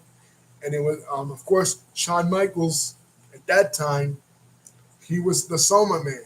You know what I mean? He was taking a lot of muscle relaxers, taking a lot of pills, because remember, there were strict drug laws as it relates to marijuana and cocaine in the WWF because of the steroid trial. But there weren't strict drug laws as it relates to painkillers or muscle relaxers. So these guys in the clique, and Man Mountain, and this relates to 95, but I'll tie it in here. Man Mountain Rock, formerly Max Payne, right? Uh, he has a video. He's never released it because of legal uh, legal liabilities of the guys, juggling pill bottles on the tour bus. All the, I think it's the heels or probably the baby faces because he was the baby face on the baby face bus. Uh, you know, juggling pill bottles, Kevin Nash and stuff. You know what I mean? Somas and shit like that. You know what I mean? So Shawn Michaels is the Soma man. So when he takes Sonny to vacation in Jamaica, he gets her hooked on these somas, and that's the beginning of the end for her because she develops a really bad addiction that has led to the situation that she is in right now. But of course, she want to be with Shawn Michaels. He's the big man on campus. He's the WWF champion. Skip, look where he is. They're not even working together anymore. They split him up. They split him up on TV. So, uh, of course, she'd want to be with Shawn Michaels. Just like school, you know what I mean? The popular hot girl wants to be with the big man on campus, wants to be with the captain of the football team. So in this case, who's the captain of the football team? The WWF champion, Shawn Michaels. Why would she want to be with this scrub, Chris Candido? But of course, people say that it's fucked up because she could have just broke up with Chris, right? Instead of cheating on him with Shawn Michaels, right? And everybody knowing about it. And people like Paul Bearer and stuff trying to warn him, trying to say, look what's happening to you. You're being cucked. You know what I mean? Your girl is cheating on you in front of you with other guys. Not at first it was just Shawn Michaels, but as she developed her pill habit even further, with the somas, now she's giving head to Ahmed Johnson. She's sleeping with the British Bulldog who was married at the time to Diana. Uh, but Diana's not on the road, so I mean does become Diana Hart does become part of storylines later on. Where are we? I think yeah, like the next pay per view, May. But anyway, Sunny is sleeping with the British Bulldog. She's sleeping with she's giving head to Ahmed Johnson. So it's not just Shawn Michaels. Yeah, the Shawn Michaels thing, people know about it. Even Vince McMahon knows about it and jokes about it. You know, but everybody knows about it.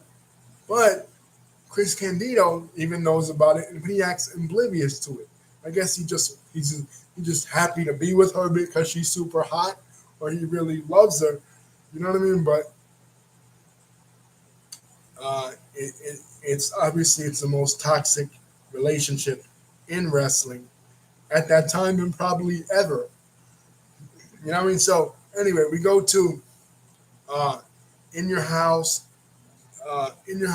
beware of dog. Now this is Shawn Michaels. At the end of the Shawn Michaels Diesel match, British Bulldog comes storming out, and people are like, "Why is the British Bulldog?" I mean, maybe he just wants to challenge Michaels for the WWF Championship, right? Why is he storming out? But it has to do with Shawn Michaels kayfabe. Now he came on to British Bulldog, not in reality, in a storyline. Came on to uh,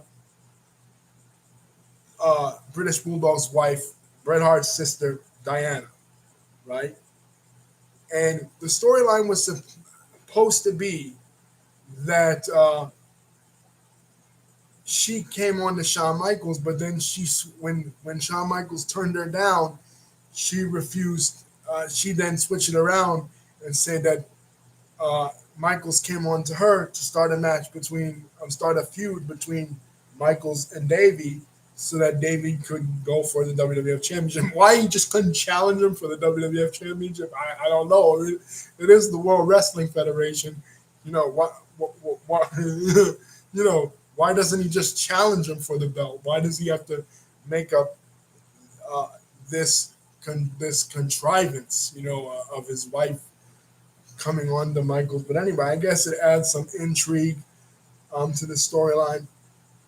So in the weeks leading up to this, the promos are funny because Jim Cornette, who's the manager um, of British Bulldog at this time, right? He comes out with promos.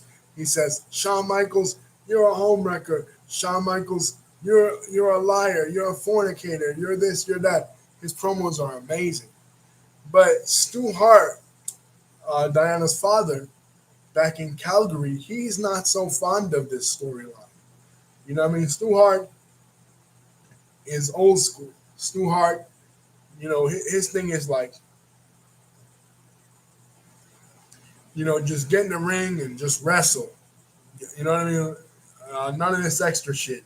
If Davy Boy won a shot at the championship, uh, just have Davy Boy challenge Shawn Michaels and have the belt be the reason for them, wrestling. They don't have to have Diana Smith Hart, you know, especially his daughter. He calls up Jim Cornette. Now, his son, Owen Hart, who also is in Camp Cornette, does a perfect impersonation of his father. So he calls up Jim Cornette and he's like, uh, what's up with this? You're making Diana look like a whore. What's going on with Vince? They're making Diana look like a whore. So Jim Cornette is like, oh, come on, Owen. You really expect me to fall for that prank? I know it's you. And he's like, no, no, no, that was really my dad. What does Jim Cornette say to Stu Hart in response? He's like, oh, it's not me, it's Bruce Pritchard. He's one of those perverts. He's into smut and porn, and he goes to these adult video stores with a trench going on. He jerks off and everything. You know how Bruce Pritchard is, and Stu Hart is like, I didn't know Bruce was Bruce was like that. Uh, I'll talk to Vince about it, and then Jim Cornette's like, come on, really, Owen? Like, of course that's you.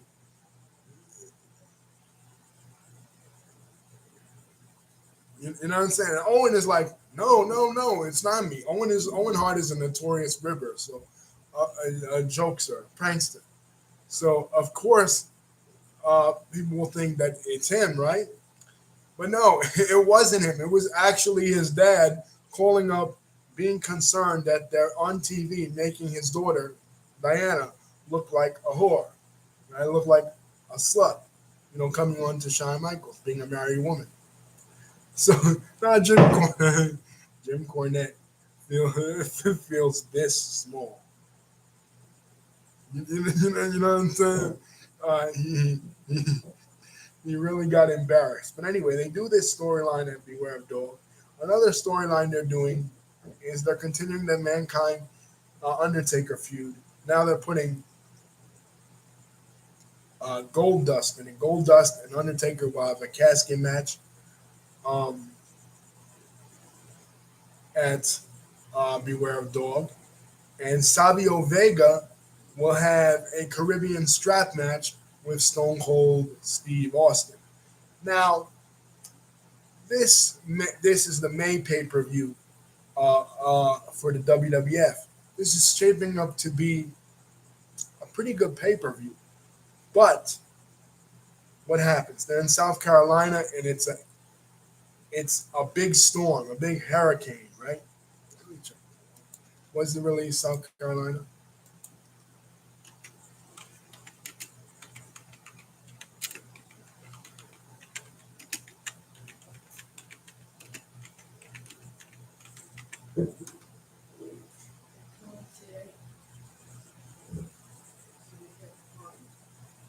Oh, okay, good.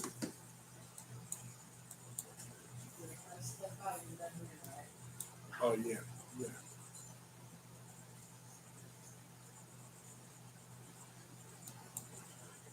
Yeah, I was correct the first time. It really was South Carolina. So they're in South Carolina for the pay per view, and it's hurricane. It's a big hurricane storm, and all the lights go out. So they're basically wrestling in the dark. you know, so imagine I didn't buy this pay per view because I never really bought any of the in your houses. You know what I mean? But uh, imagine you bought the pay per view. You want to see the British Bulldog versus Shawn Michaels, or Undertaker versus Goldust, or Savio Vega versus Stone Cold Steve Austin, right? In the Caribbean strap match. You know, you know what I mean? And you can't. Everything goes dark. The lights.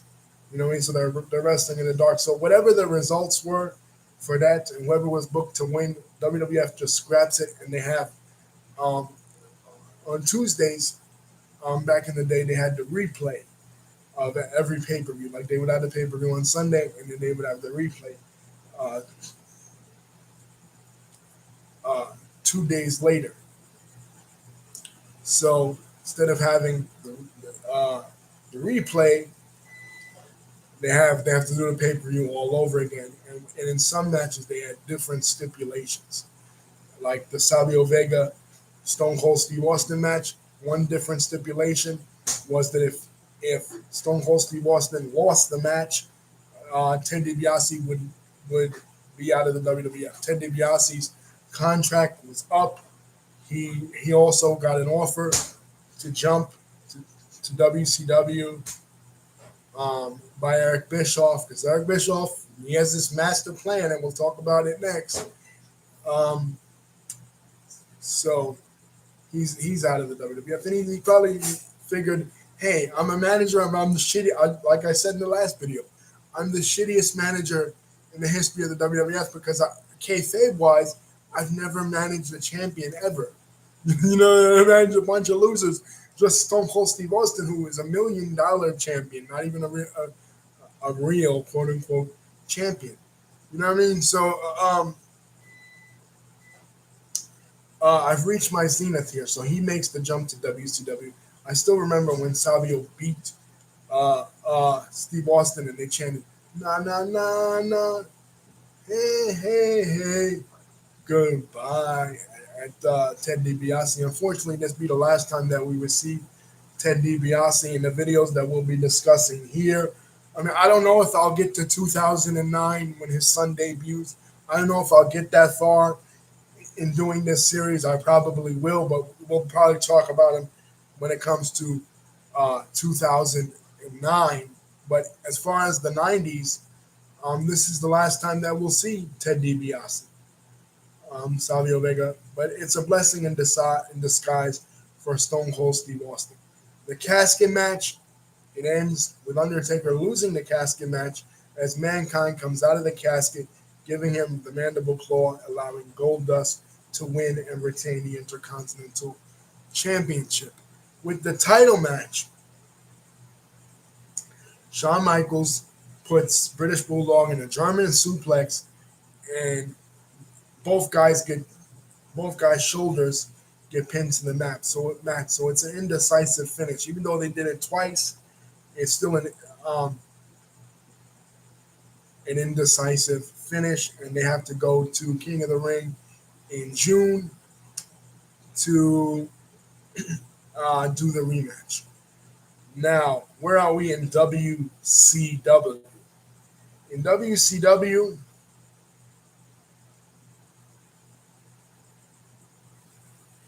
they didn't do Spring Stampede this year, just like they didn't do Spring Stampede in April in '95. But where are we? Uh, Ric Flair has lost the WCW championship to the Giant. The Giant now legitimately, the Giant actually pinned somebody. Because remember, those shenanigans with Hulk Hogan when he won the title in Halloween Havoc. So, but he's actually pinned somebody now, and pins Ric Flair. The Dungeon of Doom, a Four Horseman Alliance, is no more. It's completely broken down. Now they're feuding with one another, heel faction versus heel faction. The Giant is now your new WCW champion. He won the title on Nitro, completely destroying Ric Flair. He's now the new champion. He will go on to the May pay-per-view. They're still doing Slamboree, the May pay-per-view, to take on Sting for the WCW title. Now, at the May pay-per-view, they've decided to reintroduce a concept that hasn't been a thing in WCW. It was a thing for 3 years in a row. 90, 91 Starrcade, 92 Starrcade, and 93 when Vader won it. It was its own pay-per-view. It was Dusty Rhodes' concept, Battle Ball, right? The idea of bay faces and heels being tag teams with each other, and then the winners of those matches will then form a battle royal where one guy would win. They've decided, and they would win a ring, a battle ball ring. They decided to reintroduce this concept as not its own pay-per-view, but as part of Slamboree 1996. And the storyline going into this is, remember, first Johnny B. Bad and then the Booty Man has taken all of DDP's lottery money, and they've taken DDP's wife. So DDP wants to enter the battle royal, but he's completely destitute. They show him vignettes of him living on the street, and some mysterious benefactor, right, pulls up on him and offers him a chance in the limo. So he's back on his feet now, and he is a battle bowl contestant.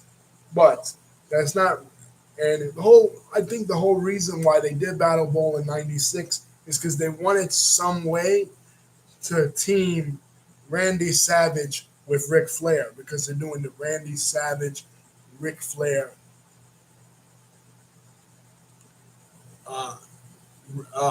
rivalry still, where Randy Savage is banned from the building, right? But the real thing that happens in May that changes everything, I feel, in WCW, remember I talked about the curtain call in WWF, is the debut of Scott Hall. Now, Memorial Day 1996, which is Eric Bischoff's birthday, Nitro has now expanded to 2 hours. Remember I said that every time Eric Bischoff tells a story, he says that he told Ted Turner and Scott Sasser to give him 2 hours every Monday night in '95. That wasn't true. But now, 1996, it is expanding to 2 hours. So what's the surprise? Just like the surprise was Luger in the first Nitro, jumping from WWF to WCW, now the surprise is Scott Hall. There is a match in the beginning of the show with Mike Enos, who is the former member of the Beverly Brothers, wrestling Steve Dahl, one of the members of a team they had in 1993 in WWF. Well done, right? They're just wrestling. It's a normal Nitro. They're going over all the storylines, Ric Flair and Randy Savage. They're doing this thing now where they're taunting the Horsemen are taunting Steve Mongo McMichael to get him to try to wrestle, which will lead to a match at the Great American Bash the following month, a tag team match where Kevin Green and him take on Arn Anderson. Kevin Green and him have Macho Man in their corner. Arn Anderson and Ric Flair, the Four Horsemen, have Bobby Heenan in their corner. But they're going over the normal WCW storylines, right? The Giant, now the WCW champion. and they're watching this match, Mike Enos and Steve Dahl. So as we're watching it, who comes out of the audience? Scott Hall. We know him. At least I did anyway, because I don't remember him as the Diamond Stud. I wasn't watching WCW in the early '90s, '91, late '92 when he was there. I definitely wasn't watching it when he was there in like '89 when him and Danny Spivey. And by the way, I wanted to make a correction on my last video. It wasn't Danny Spivey or Dan Spivey that was the psychic that was helping out Mr. Wonderful. It was Gary Spivey. Gary Spivey. Anyway, but going back to this, I wasn't around when him and Danny Spivey in 1989 and Jim Crockett Promotions were Legion of Doom knockoffs. So I don't remember any of that. You know, I remember him as Razor Ramon. That's when I started watching. When he came over from WCW and teamed with Flair to go against Macho Man and Mr. Perfect. That's what I remember. So I'm watching this, the first 2-hour Nitro, Memorial Day 1996. Right? I'm like, oh shit, Razor Ramon is on WWF TV. And he didn't, WCW TV. He didn't just come out like a normal wrestler. He came out through the audience, which was at the suggestion of Larry Zbyszko. Larry Zbyszko, one of his rivals when they were in the AWA together in the mid-'80s. A close friend of his up until he passed away last year. Anyway, Last Call for Scott Hall, the YouTube show that they would do together.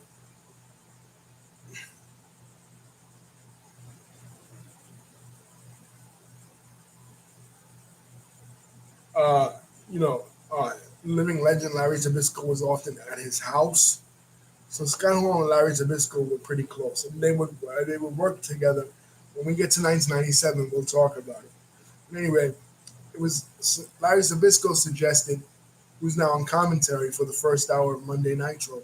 Larry Zbyszko suggested, don't come down the aisle, go through the audience, so it looks like you're showing up for an invasion. That's exactly what he did. And when he walks in the ring, Colonel Rob Parker, who was Mike Enos' manager, Steve Dahl, who is his opponent, and Mike Enos himself, they don't fight him off. He doesn't touch them. They clear out of the ring. And he says, hey, yo, you know who I am, but you don't know why I'm here. And he says, you want a war? You're going to get one. He says, where, oh, where is Scheme Gene? Where, oh, where is the Nacho Man? That punk can't even get in the building. Me, I go wherever I want, whenever I want. He says, when that weatherman wannabe, when that Ken doll lookalike comes out here later tonight, he's going to have to deal with me, paraphrasing. But anyway, the weatherman wannabe, the Ken doll lookalike, that's obviously a reference to Eric Bischoff. Now, since Nitro's been on the air for not even a year, because it happened in September. It started in September, and this is only May. For the couple of months that Nitro's been on the air, Eric Bischoff has been sending shots at the WWF, giving away their results, the Alundra Blaze thing, stealing Mongo basically away from them when they were courting Mongo, back earlier in the year, 95. They've been doing a lot of crazy stuff. WWF has responded with the Billionaire Ted skits, which Scott Hall references. He says, he calls Ted Turner Billionaire Ted. He calls Macho Man the Nacho Man. He calls Mean Gene Scheme Gene. So he's referencing the skits that the WWF is doing with the Billionaire Ted thing, which culminated in a match between the Hulkster and the Nacho Man with Ted Turner as the referee, in which everybody died, right? Everybody It was a free for all match. Everybody just died, right? But anyway, he's referencing this stuff that the WWF is doing. So it's making it look, the implication is that he is coming as an invader from the WWF to respond to with the things that Eric Bischoff is doing because he's using reference points from WWF.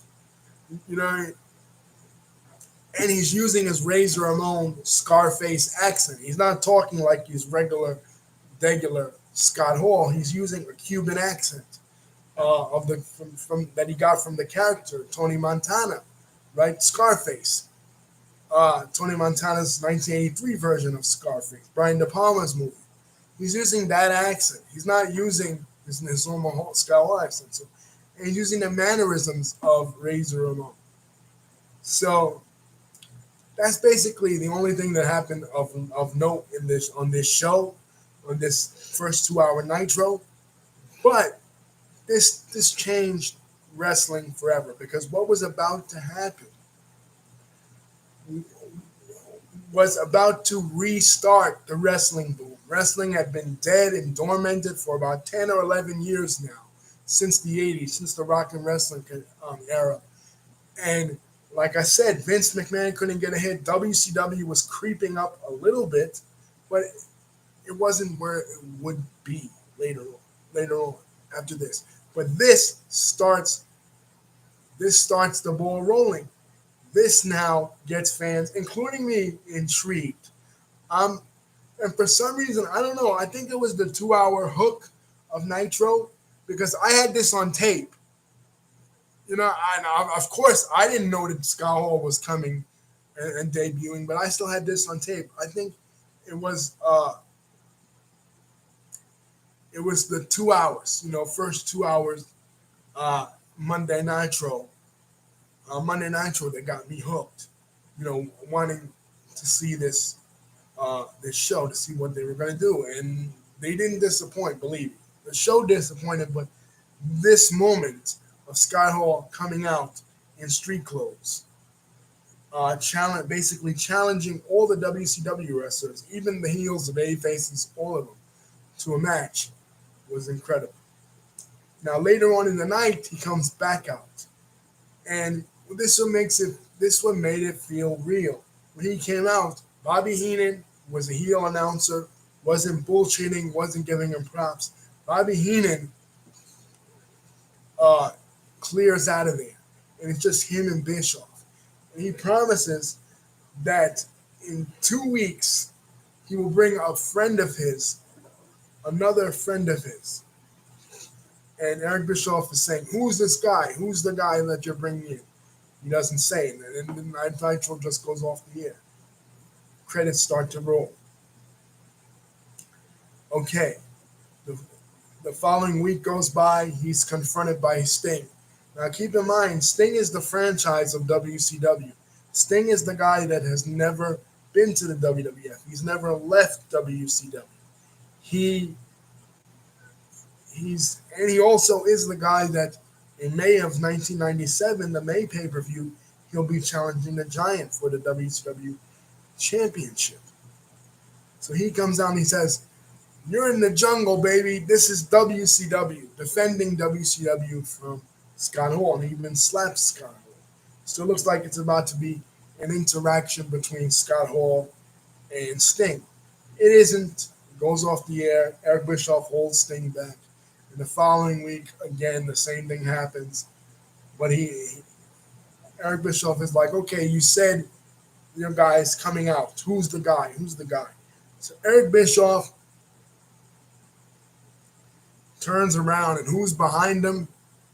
Kevin Nash, the former Diesel, is behind him. And he says, "So this is where the big boys play, huh? Look at the adjective. Play. We ain't here to play." Of course, over the years, subsequently, a lot of people have said the adjective, he meant to say the verb. Look at the verb play, but he said adjective. I guess nerves. This is a big moment. But basically, he's challenging he and Hall are asking for three wrestlers from WCW to take them on in a six-man tag match. He says, you can't get enough guys off of oxygen and dialysis to get a team. In other words, everybody from WCW is old. That's the insinuation. They push Eric Bischoff. So he says to them, Slamboree goes by, Battle Bowl, Diamond Dallas Page wins the Battle Bowl. He wins the Battle Bowl ring. Sting doesn't win the championship. Giant retains. They're moving on to the Great American Bash. Things are reaching a boiling point with Randy Savage and Ric Flair, to the point, and also with Ric Flair and Steve Mongo McMichael, to the point where finally Kevin Green, who was at Clash of the Champions earlier in January with Hulk Hogan, and Randy Savage to go against the Horsemen. Kevin Green decides the team from the Carolina Panthers, decides to team with Steve Mongo McMichael at the Great American Bash to take on Arn Anderson and Ric Flair.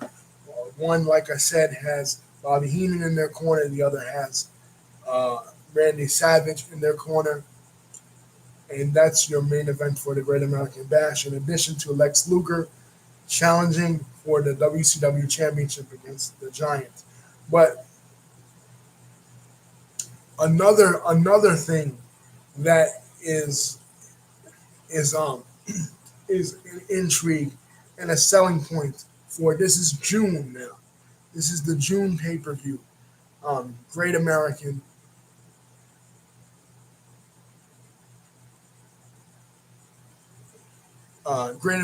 Bash is that Scott Hall and Kevin Nash are going to appear there for an interview with Eric Bischoff. So finally, Eric Bischoff is not going to be able to run. He's going to be right there with Scott Hall and Kevin Nash. And he's going to ask him the hot button question. Do they come from the WWF? Because Vince McMahon has gotten wind of this now.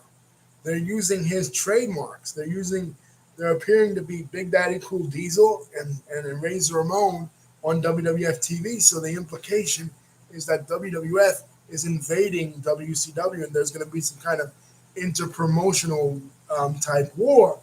And Vince McMahon's legal department, Jerry McDivitt, he doesn't like this, so they sue. Basically, they sue for copyright infringement, and it's a whole legal litigation. So they have to have this moment at the Great American Bash where Eric Bischoff asks them, do you guys work for WWF? They say no. He still says in the interview, forget about the past, Chico. He's still using the Scott Hall, the Scarface gimmick, whatever. But they say no, they don't work for the WWF. They work for themselves. And not only do they do that, this is just like the Gorilla Monsoon Vader moment. They punch Eric Bischoff and they powerbomb him off the stage onto a table. So again, for the second time in the history of 1996, we're seeing an official Eric Bischoff on WCW this time attacked by a wrestler.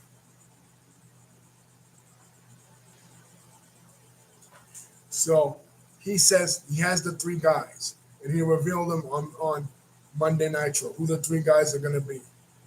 But he's asking who's their third guy. They're not revealing the third guy. So they announced that the three guys are going to be Macho Man, Lex Luger, and Sting. And that's your main event for the July 1996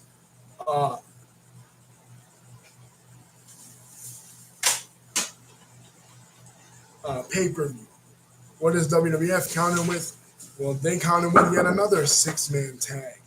Their six-man tag is It's the International Incident pay-per-view. Camp Cornette, uh, British Bulldog, Owen Hart, and Vader taking on the Ultimate Warrior, Ahmed Johnson, and Shawn Michaels. But let's backtrack a little bit with WWF for the June pay-per-view.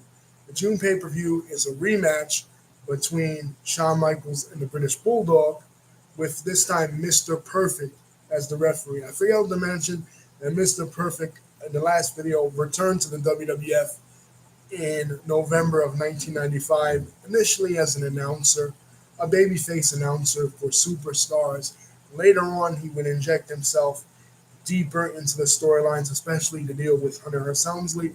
But right now, he serves as the referee for the Shawn Michaels British Bulldog rematch. And the whole storyline is, will he be impartial, or did Cornette pay him off, or whatever? He is impartial. He counts him down the middle. Shawn Michaels retains the title. As far as Ahmed Johnson was in a qualifying match. He was hit by Owen Hart with the cast. Owen Hart is using a cast gimmick now. Disqualification. Ahmed Johnson is laid out on a stretcher. When he's laid out on this stretcher, Goldust kisses him. He snaps. He's having the same reaction that the Ultimate Warrior was having, who wrestled Goldust in May, or Roddy Piper, who wrestled him at WrestleMania. Homophobic reaction. And parents are writing in about this Goldust character because it is sparking homophobia. You know what I mean? It's causing kids that are gay to get bullied, because the WWF is making it out to be that being gay, if you're gay, you deserve to get your ass beat. Because that's what Ultimate Warrior is doing. That's what Ahmed Johnson is doing. That's what Piper is doing. Razor Ramon, Bam Bam Bigelow, all the baby faces that have ever wrestled Goldust are all being weirded out by Goldust because the implication that he's gay. They're not saying that he's gay, but they're implying that he is gay. They would say things like he's bizarre, he's weird, and civil rights groups are writing in about this. You know what I mean? Because, come on, WWF product, especially back then, was primarily watched by children. And children can't tell the difference between fantasy and reality when it comes to this. And they might see a gay kid in school that reminds them of Goldust, and they might want to beat the shit out of that gay kid, just like the bay faces on WWF TV are beating the shit out of Goldust. You know what I mean? So they're asking that he tone it down a little bit with the gay stuff, but he's still doing at this point in '96, he's still doing a lot of the gay stuff. He kisses Ahmed Johnson. He said that he's going to do mouth-to-mouth resuscitation to revive Ahmed when he kisses him. And Ahmed tells the story that he was legitimately pissed off because Dustin was supposed to put his hand over his mouth as he did the mouth-to-mouth with Ahmed. He doesn't do that. So anyway, that sets up the Intercontinental title match between Ahmed Johnson and Goldust at King of the Ring. Owen Hart is not in the King of the Ring tournament. He is disqualified from it because of his actions, but he does serve as a commentator for it. And I gotta say, he's a pretty good commentator. Was Owen for this event. Another guy that is the shining star of this event, he finally vanquished his old nemesis, Savio Vega. He's gotten rid of the $1 Million Dream in his first qualifying match against Bob Holly. That was the last time he used the $1 Million Dream. Keep in mind, Ted DiBiase is no longer with him. It's Stone Cold Steve Austin. In the second qualifying match with Savio Vega, he finally used the Stone Cold Stunner, a version of the cutter that will become his signature move and will become a craze, especially the following year, 1997. But he is now on a fast track to winning the King of the Ring. The first match is him and the Wild Man Mark Merrill. And even though Steve Austin and Mark Merrill have worked together a lot in WCW, here I guess I don't know it was jitters or whatever, but Mark Merrill does bust his lip open, and Austin has to get stitches, legitimate stitches, and go to the hospital. So while he's going to the hospital, Jake Roberts now is the Cinderella story. What Savio Vega was the year prior in King of the Ring, Jake Roberts is that now. And people are like, oh, can Jake do it at such an advanced age? Can he be able to win the King of the Ring? Uh, and he's cutting these religious promos. And Doc Hendricks, who's working backstage now, tells Stone Cold Steve Austin that Jake Roberts is cutting these religious promos because it's said to be Jake Roberts and Stone Cold Steve Austin in the finals. Now, it's supposed to be, keep in mind, Triple H, Hunter Hearst Helmsley, but Triple H did the curtain call thing, so he's on punishment. So it's going to be in the finals, Jake Roberts and Stone Cold. What does Stone Cold, needless to say, Stone Cold wins. He says to Jake Roberts, he said, after his post-match interview, he says, you thump your Bible, you talk about your John 3:16, lost in 3:16, says I just whooped your ass, right? Because Jake Roberts is doing the Christian thing. So as Jake is going to the back, he says, it didn't get you anywhere.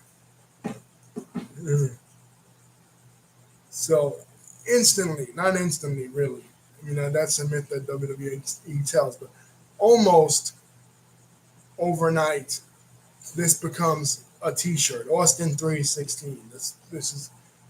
This is the phrase that becomes associated with Stone Cold Steve Austin now that he's the King of the Ring.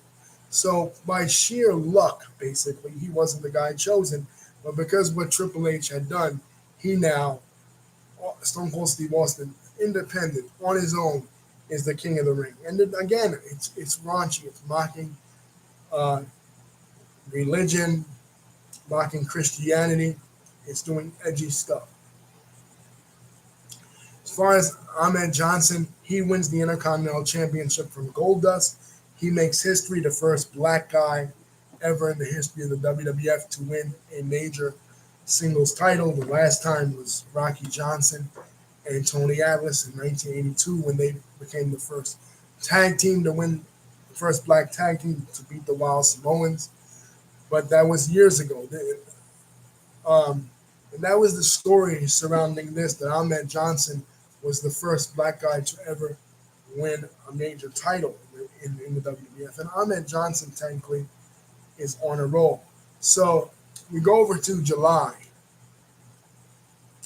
the International Incident pay-per-view. It's supposed to be, keep in mind, Ultimate Warrior, who also wrestled at King of the Ring in a terrible match with Jerry the King Lawler. Jerry the King Lawler has not had good King of the Ring matches. In '94, he wrestled Piper, and in '96, he wrestled Ultimate Warrior. '95, he wrestled Bret Hart in the Kiss My Foot match. Other than his debut in '93, when he beat up Bret Hart after it was over, he has never had good King of the Ring matches. And this is no exception. They had this Jerry the King Lawler. Obviously, he's an artist. He does drawings. That's what got him into wrestling initially in the Memphis area. He did drawings for Jerry Jarrett, who was the promoter in Memphis, and that's how he got on TV. So he did a painting of the Ultimate Warrior, and the Ultimate Warrior comes out with a baseball cap, looking just really weird in the lead up to this match. And ultimately, it ended in Jerry Lawler cracking the picture over the back of the Ultimate Warrior. But they have their match at King of the Ring 1996. It's a horrible match. So we're going into July, the 6-man. Well, the Ultimate Warrior back to up his old tricks, doing the same thing he did in 1991, doing it in 1996 again.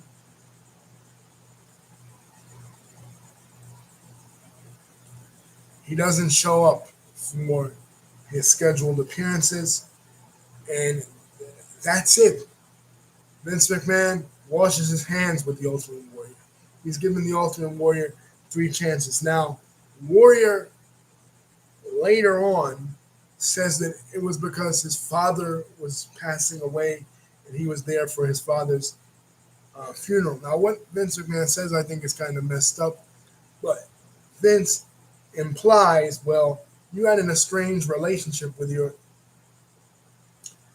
dad to begin with, so what do you care that you know your dad died? But still, maybe Warrior wanted to patch things up with his dad or whatever, but he's had it with the Ultimate Warrior. He has Camp Cornette come out and beat up the Ultimate Warrior. And he has Gorilla Monsoon come on TV and say that the Ultimate Warrior is done for in the WWF. We never actually see the Ultimate Warrior again on Monday Night Raw until 2014, but we will be discussing Warrior when we get to 1998 in WC in 2 years when we get to 1998 in WCW. But for now, that's the end of the Ultimate Warrior. So they have to call an audible. They have to do the 6 man. So who do they call? Sid. They're calling his Sid back. Sid was let go at the end of 1995, also for not showing up as he's advertised, playing softball or whatever. They let him go. But he is back with Shawn Michaels. Shawn Michaels now a babyface, teaming with Sid. So they have the International Incident pay-per-view. They win.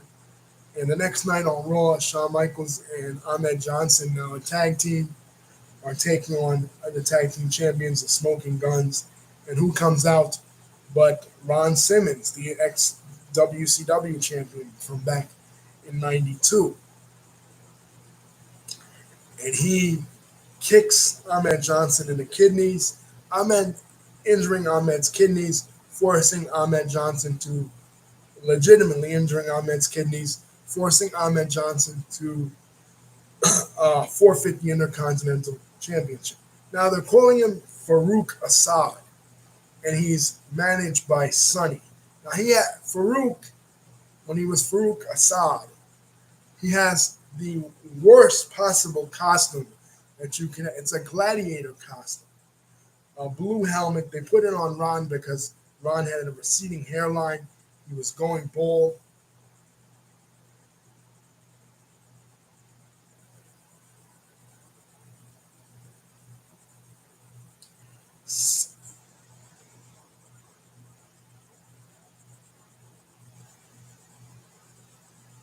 So they wanted to cover that up with a helmet, but still the blue costume, the blue gladiator costume, it was Vince's vision, but nobody got it. And of course, he talked it over with Ron's wife because Sonny was supposed to be his manager, and she was for the first half of his career. But now he's right into a feud with Ahmed Johnson because Ahmed Johnson is out there. Ahmed Johnson is no longer the Intercontinental Champion. They have to put the Intercontinental Championship up for grabs in a tournament. And at the at the October pay-per-view, we'll find out who will be the new Intercontinental Champion going forward. But what about let's switch back to WCW. What are they doing in July? They have a big 6 man coming up as well. And their 6 man is an even bigger 6 man because of Scott Hall, Kevin Nash, and a mystery partner. Now, many people, Bret Hart is still not on TV at this time. So many people, including me, were thinking Bret Hart is the mystery guy because the theme they're going with is WWF invading WCW. So who is the former WWF champion? Bret Hart, right? It makes perfect sense. But they're not revealing who it is. Even during the match, they come out alone, right?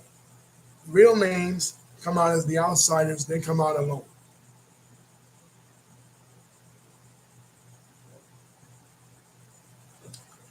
Uh, Sting, Luger, Randy Savage, they come out together. They're all wearing the Sting face paint, reminiscent of when they wore the face paint at War Games 95. So I'm thinking, oh shit, maybe it's Luger because Luger gets injured earlier in the match and they have to take Luger to the back. So I'm thinking maybe Luger, he was a heel before, so maybe he's going to come back and him and Savage, kayfabe wise, you know, they're not so good with each other. And he has turned on Sting before, remember in 1992. So I'm thinking maybe it's him. Maybe he's the third guy. No, he wasn't the third guy. As it's evened up 2-on-2, the fans start to look, and who comes down the aisle but Hulk Hogan. And Dusty Rhodes and Tony Schiavone, the baby faces in the announce team, they're getting excited. They're like, oh, who's bad now, boys? And Hogan is ripping his T-shirt off. Kevin Nash and Scott Hall empty out of the ring. Macho Man is just laying there. Sting is just laying there. And Hulk Hogan drops the leg drop on Randy Savage. Hulk Hogan has become heel, has turned heel. After years and years of being the top babyface in professional wrestling, Hulk Hogan is a bad guy. And the people just fill the ring up with trash. And Tony Schiavone's commentary and Bobby Heenan's commentary and Dusty Rhodes' commentary is just classic. Bobby Heenan says, what have I been saying all these years? Huh, Tony? What have I been saying all these years? Now, people say that Bobby Heenan fucked it up because he said, as Hogan was walking down the aisle, he said, yeah, but whose side is he on? And he repeated it, but whose side is he on? And people are like, okay, well, that gave away the surprise, especially to the people that were watching it. Whose side is he on? But whose side is he on? But if you look at it from a kayfabe standpoint, it doesn't give away the surprise because Bobby Heenan always said shit like that about Hulk Hogan. Bobby Heenan was Hulk Hogan's number one nemesis in 3 different promotions, in AWA, WWF, and WCW. So from a character standpoint, it makes sense that Bobby Heenan would say that. Not that you're going to think Hulk Hogan's really going to turn on especially his kayfabe best friend, Macho Man Randy Savage, right? Former Mega Powers guy. Not that he's going to turn heel. You're not thinking that. I wasn't watching at the time because I was in camp, so I didn't see it as it happened. You know what I mean? But still, watching it back on videotape, you're not thinking Hogan's going to turn, but he does. In that post-match interview he gives, he kind of flubs it because he says the New World Organization, and the name for the group is the New World Order, right? But he says the New World Organization. He says if it wasn't for Hulk Hogan, all these jabronis in wrestling wouldn't be here. If it wasn't for Hulk Hogan, Eric Bischoff would still be selling meat out of a truck in Minneapolis. He says, these 2 men out here came from a great big organization up north, brother. And who knows more about that organization than me, brother? I made that organization. Talking about the WWF, a monster. I made people rich up there. And he says, for 2 years, I did everything for the charities. For 2 years, I visited all the sick kids. But as far as I'm concerned, you fans and you sick Make-A-Wish kids, you can stick it, brother. Because Hulk Hogan, I did it all for the money.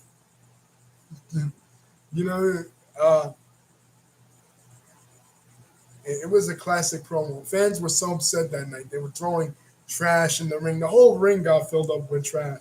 And this was Hogan's territory where he had, not his territory, WWF, but the territory where he had debuted. It was in Daytona, Florida. That's his hometown. That's where he started out for Eddie Graham in the late 70s. So, so much heat that a fan even tried to jump into the ring. And Scott Hall, you won't see this on the Peacock. You won't see this as you're watching it back. But if you watch the original or you watch the old WCW tape that they put out, this fat drunk fan tried to jump in the ring and was beat down by Scott Hall. This fat redneck.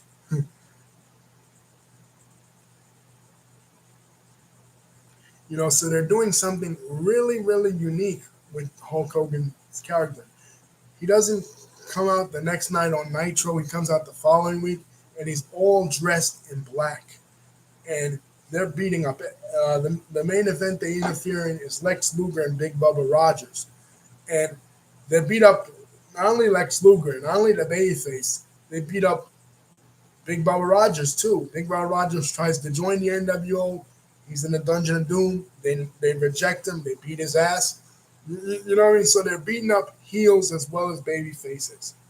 But one thing about it, Hulk Hogan hasn't been a heel in over 10 years. Last time he was a heel was like 1983. You know what I mean? In AWA. You know what I mean? Before the Rocky movie even came out. And even then, he was unsuccessful because he was trying to be a heel, but the fans turned him babyface, right?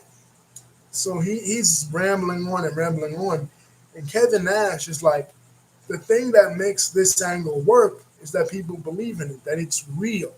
So you can't do your typical wrestling promo, rambling on and on. It doesn't fit with Scott Hall and Kevin Nash, the image that they're trying to convey for the NWO. So they come up with the idea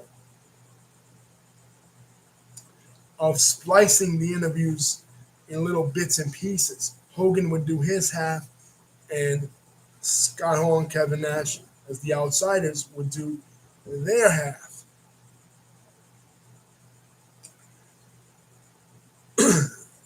And that's the idea of WCW producer Neil Pruitt, the same guy who came up with the NWO logo, and it works brilliantly. Hogan now is challenging for the WCW title at the August pay-per-view on his birthday against the Giants. The August pay-per-view will be hog wild, basically a famous motorcycle rally that Eric Bischoff wants to go to that is free, just like Bash the Beach 1995. No live gate, no attendance because nobody is paying tickets. They're going to the motorcycle rally and they'll be able to see um, the wrestling there in Sturgis, South Dakota. It becomes a yearly thing for WCW that they do from this point on. They have to Davison Company threatens to sue them, so they changed the name later on in years to come, subsequent years, from Hog Wild to Road Wild. But anyway, this is what they're doing for the August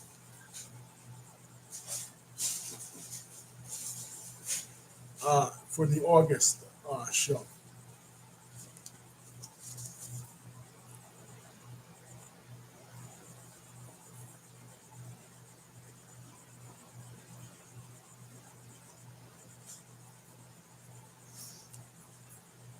For WWE in August, what they're leading to is their show in the Gund Arena in Cleveland, Ohio. Shawn Michaels versus Vader. Vader now is a monster. He's a beast. He's managed by James E. Cornette, Jim Cornette, and he's going against Shawn Michaels.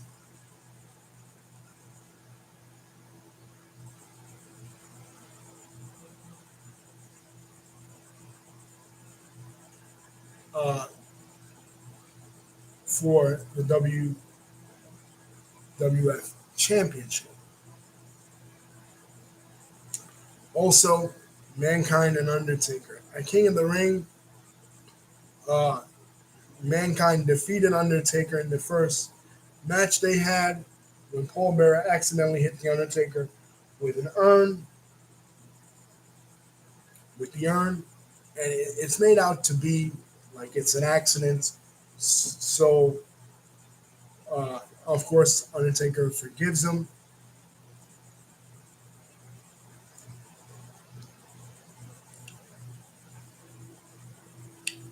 and the concept that they come up with for their match is a boiler room brawl match. Basically, the match will start off in a broiler room in the basement of the arena, and whoever gets to the ring first and captures the urn, whether it be Mankind capturing the urn or uh, Paul Bearer giving the urn to the Undertaker, will win the match.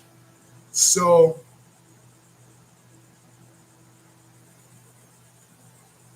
that's August for WWF, and August also for WCW. First, the August WWF results. Vader and Shawn Michaels is an awesome match. They disqualify Vader once, they count him out once, and then they have to restart the match, and um, Vader doesn't win. But something that happens in this match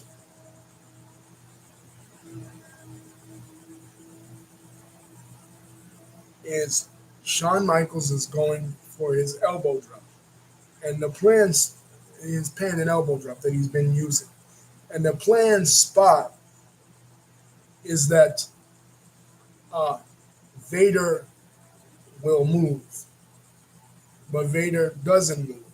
Shawn Michaels gets off the top rope and says, "Move, you fat motherfucker," or "Move, you fat ass," whatever. Right? Some derogatory thing about Vader's weight or whatever. And they're having okay matches, but Shawn Michaels is refusing to sell for him, refusing to do business with Vader. You know, it's just not working out between Shawn Michaels and Vader. So the plan was to have Vader win the WWF Championship, and then the two at Survivor Series, and then the two of them go on to the Royal Rumble in '97, and Shawn Michaels win the title back for the second time.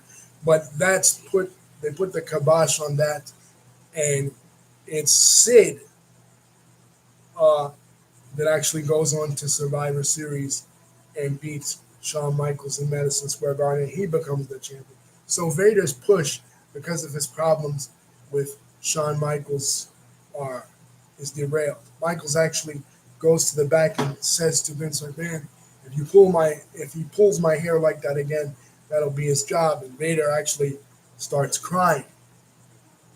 So that's the end of Shawn Michaels and Vader. As far as the Boiler Room Brawl match, well, the heel Hulk Hogan's wouldn't be the only crazy, unexpected heel turn of a longtime babyface in the summer of '96 in wrestling. Uh, Undertaker gets to the front, has the urn, and what does Paul Bearer do? Paul Bearer hits him with the urn. Now Paul Bearer is aligned and is now the manager of Mankind. Mankind wins the first and only Boiler Room Brawl match at SummerSlam '96.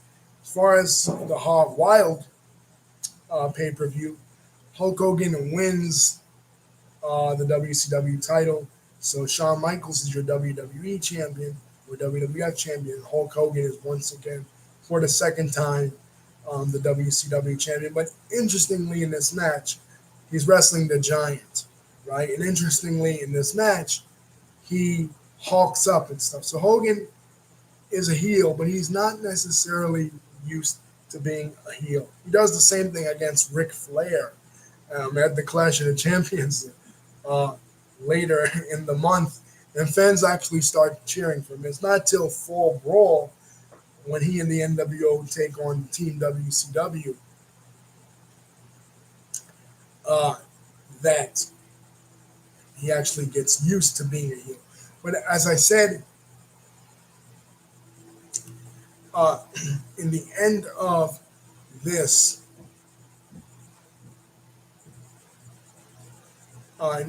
pay-per-view, Ed Leslie comes out, a booty man, with a cake for Hogan. He wants to join the NWO, wants to be the fourth member of the NWO. They reject him. They beat his ass, and you know, and that's the end of him until much, much later. Now, with the Four Horsemen have gone through a lot of changes. Brian Pillman left the company. He actually had Eric Bischoff Xerox his release and put his release out there. He appeared on ECW for a while, for a short while, threatened to pee on the audience there. Explained to us what a mark is. He said a mark is a guy who believes that OJ didn't do it. A mark is a guy who spends his last $20 on crack cocaine. He berates Eric Bischoff. He's now been in a car accident. So that kind of derailed his push, especially his wrestling style. But because Eric Bischoff Xerox is released, he's able to go to the WWF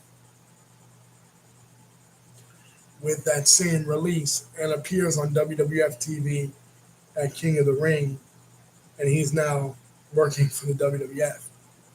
So unbelievably, he worked Eric Bischoff into a shoot and got Eric Bischoff to release him from his contract in WCW and actually started a bidding war. Bret Hart wasn't the only guy that had a bidding war going on for him in 1996. And now he's in WWF, but he can't do much because he's injured because of the car accident. That would be, unfortunately, that would be fatal in Brian Pillman's life. But he has a lot going on that he'll be doing in 1996 moving forward. So Brian Pillman is now in WWF, and that leaves the Four Horsemen with only three members. So what do? In the tag team match with Mongo and Kevin Green that they had against the Four Horsemen, Mongo takes the Halliburton and turns on Kevin Green. He's a heel now. He's now the fourth member of the Four Horsemen. People don't really like Mongo as a Four Horseman. They said it along with Sid and Paul Roma. He's probably one of the worst Four Horsemen, but Ric Flair and Arn Anderson liked him, so that's all that counts. And now the Four Horsemen once again are a complete unit. And Deborah McMichael, just like the other guys' wife from WWF TV, is now a part of the storyline. She eventually, in '97, she'll turn on him and align herself with Jeff Jarrett. She'll later turn on him and align herself with Alex Wright before eventually becoming part of Jeff Jarrett's act when he goes back to WWF in he goes back in '97.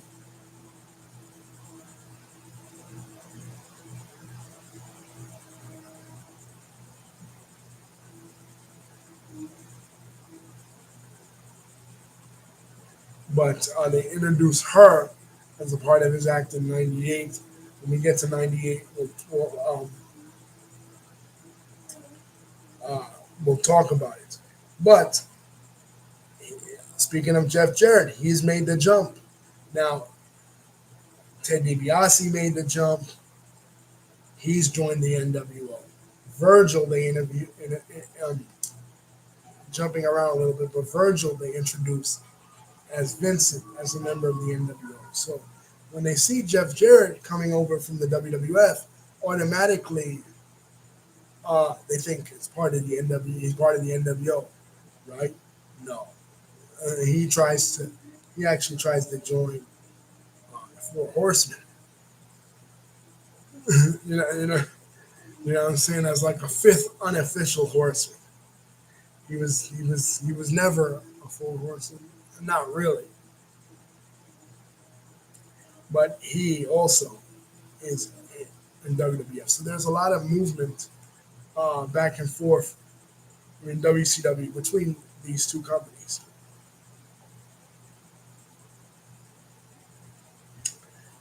we get to the World War III pay-per-view. Now, British Bulldog was supposed to be another guy that was supposed to jump to WCW and be a member of the NWO. But when his contract is up, he decides to re-sign with the WWF.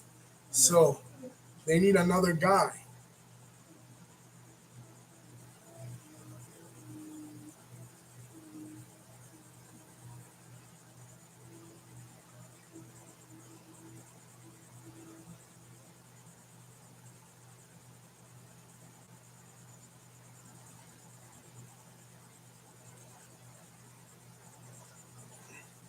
They uh, they need another guy to be part of uh,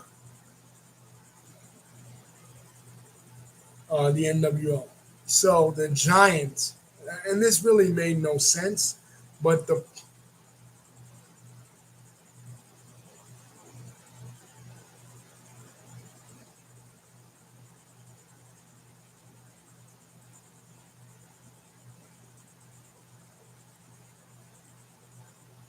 but the Pop the Giant, it was an 8-man tag between the Dungeon of Doom and the Four Horsemen, and the NWO comes out, they interfere, they spray paint Ric Flair's hair black. It really made no sense, but the Giant rejoins the NWO. What the Pop the Giant got, he's like, thank God. Eric Bischoff is like, thank God for the Giants, and the Giant picks up Barbarian and chokeslams him, and he becomes the fifth member of the NWO. And the sixth member of the NWO is Sean Waltman, who also makes the jump, and he becomes six.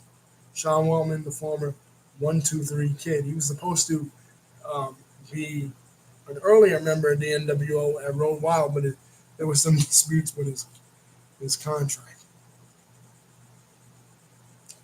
So now the NWO is like a six-man team, and they go into war games, taking on the top heels of WCW. Now this is unprecedented because the Four Horsemen and Sting and Luger are putting their differences aside. Now keep in mind, Sting and Luger were both Four Horsemen, but they've both also been ex Four Horsemen, but they've also been guys that have teamed that have feuded with the Four Horsemen. They've been the top baby faces in WCW, and the Horsemen have been their adversaries. But the whole storyline is like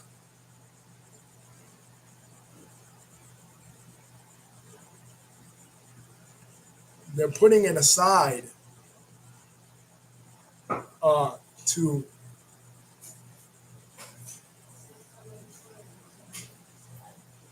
uh,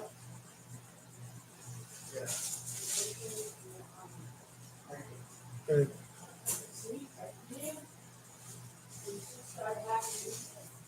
started happening on Sunday, right?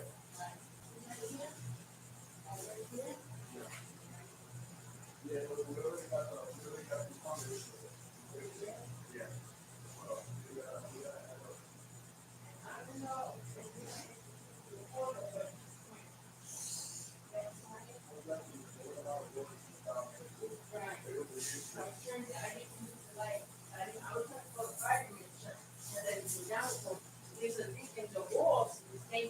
Yes, yeah, I know. We found it. We're fixing it right now. So we get all the everything going on. Okay? Yeah.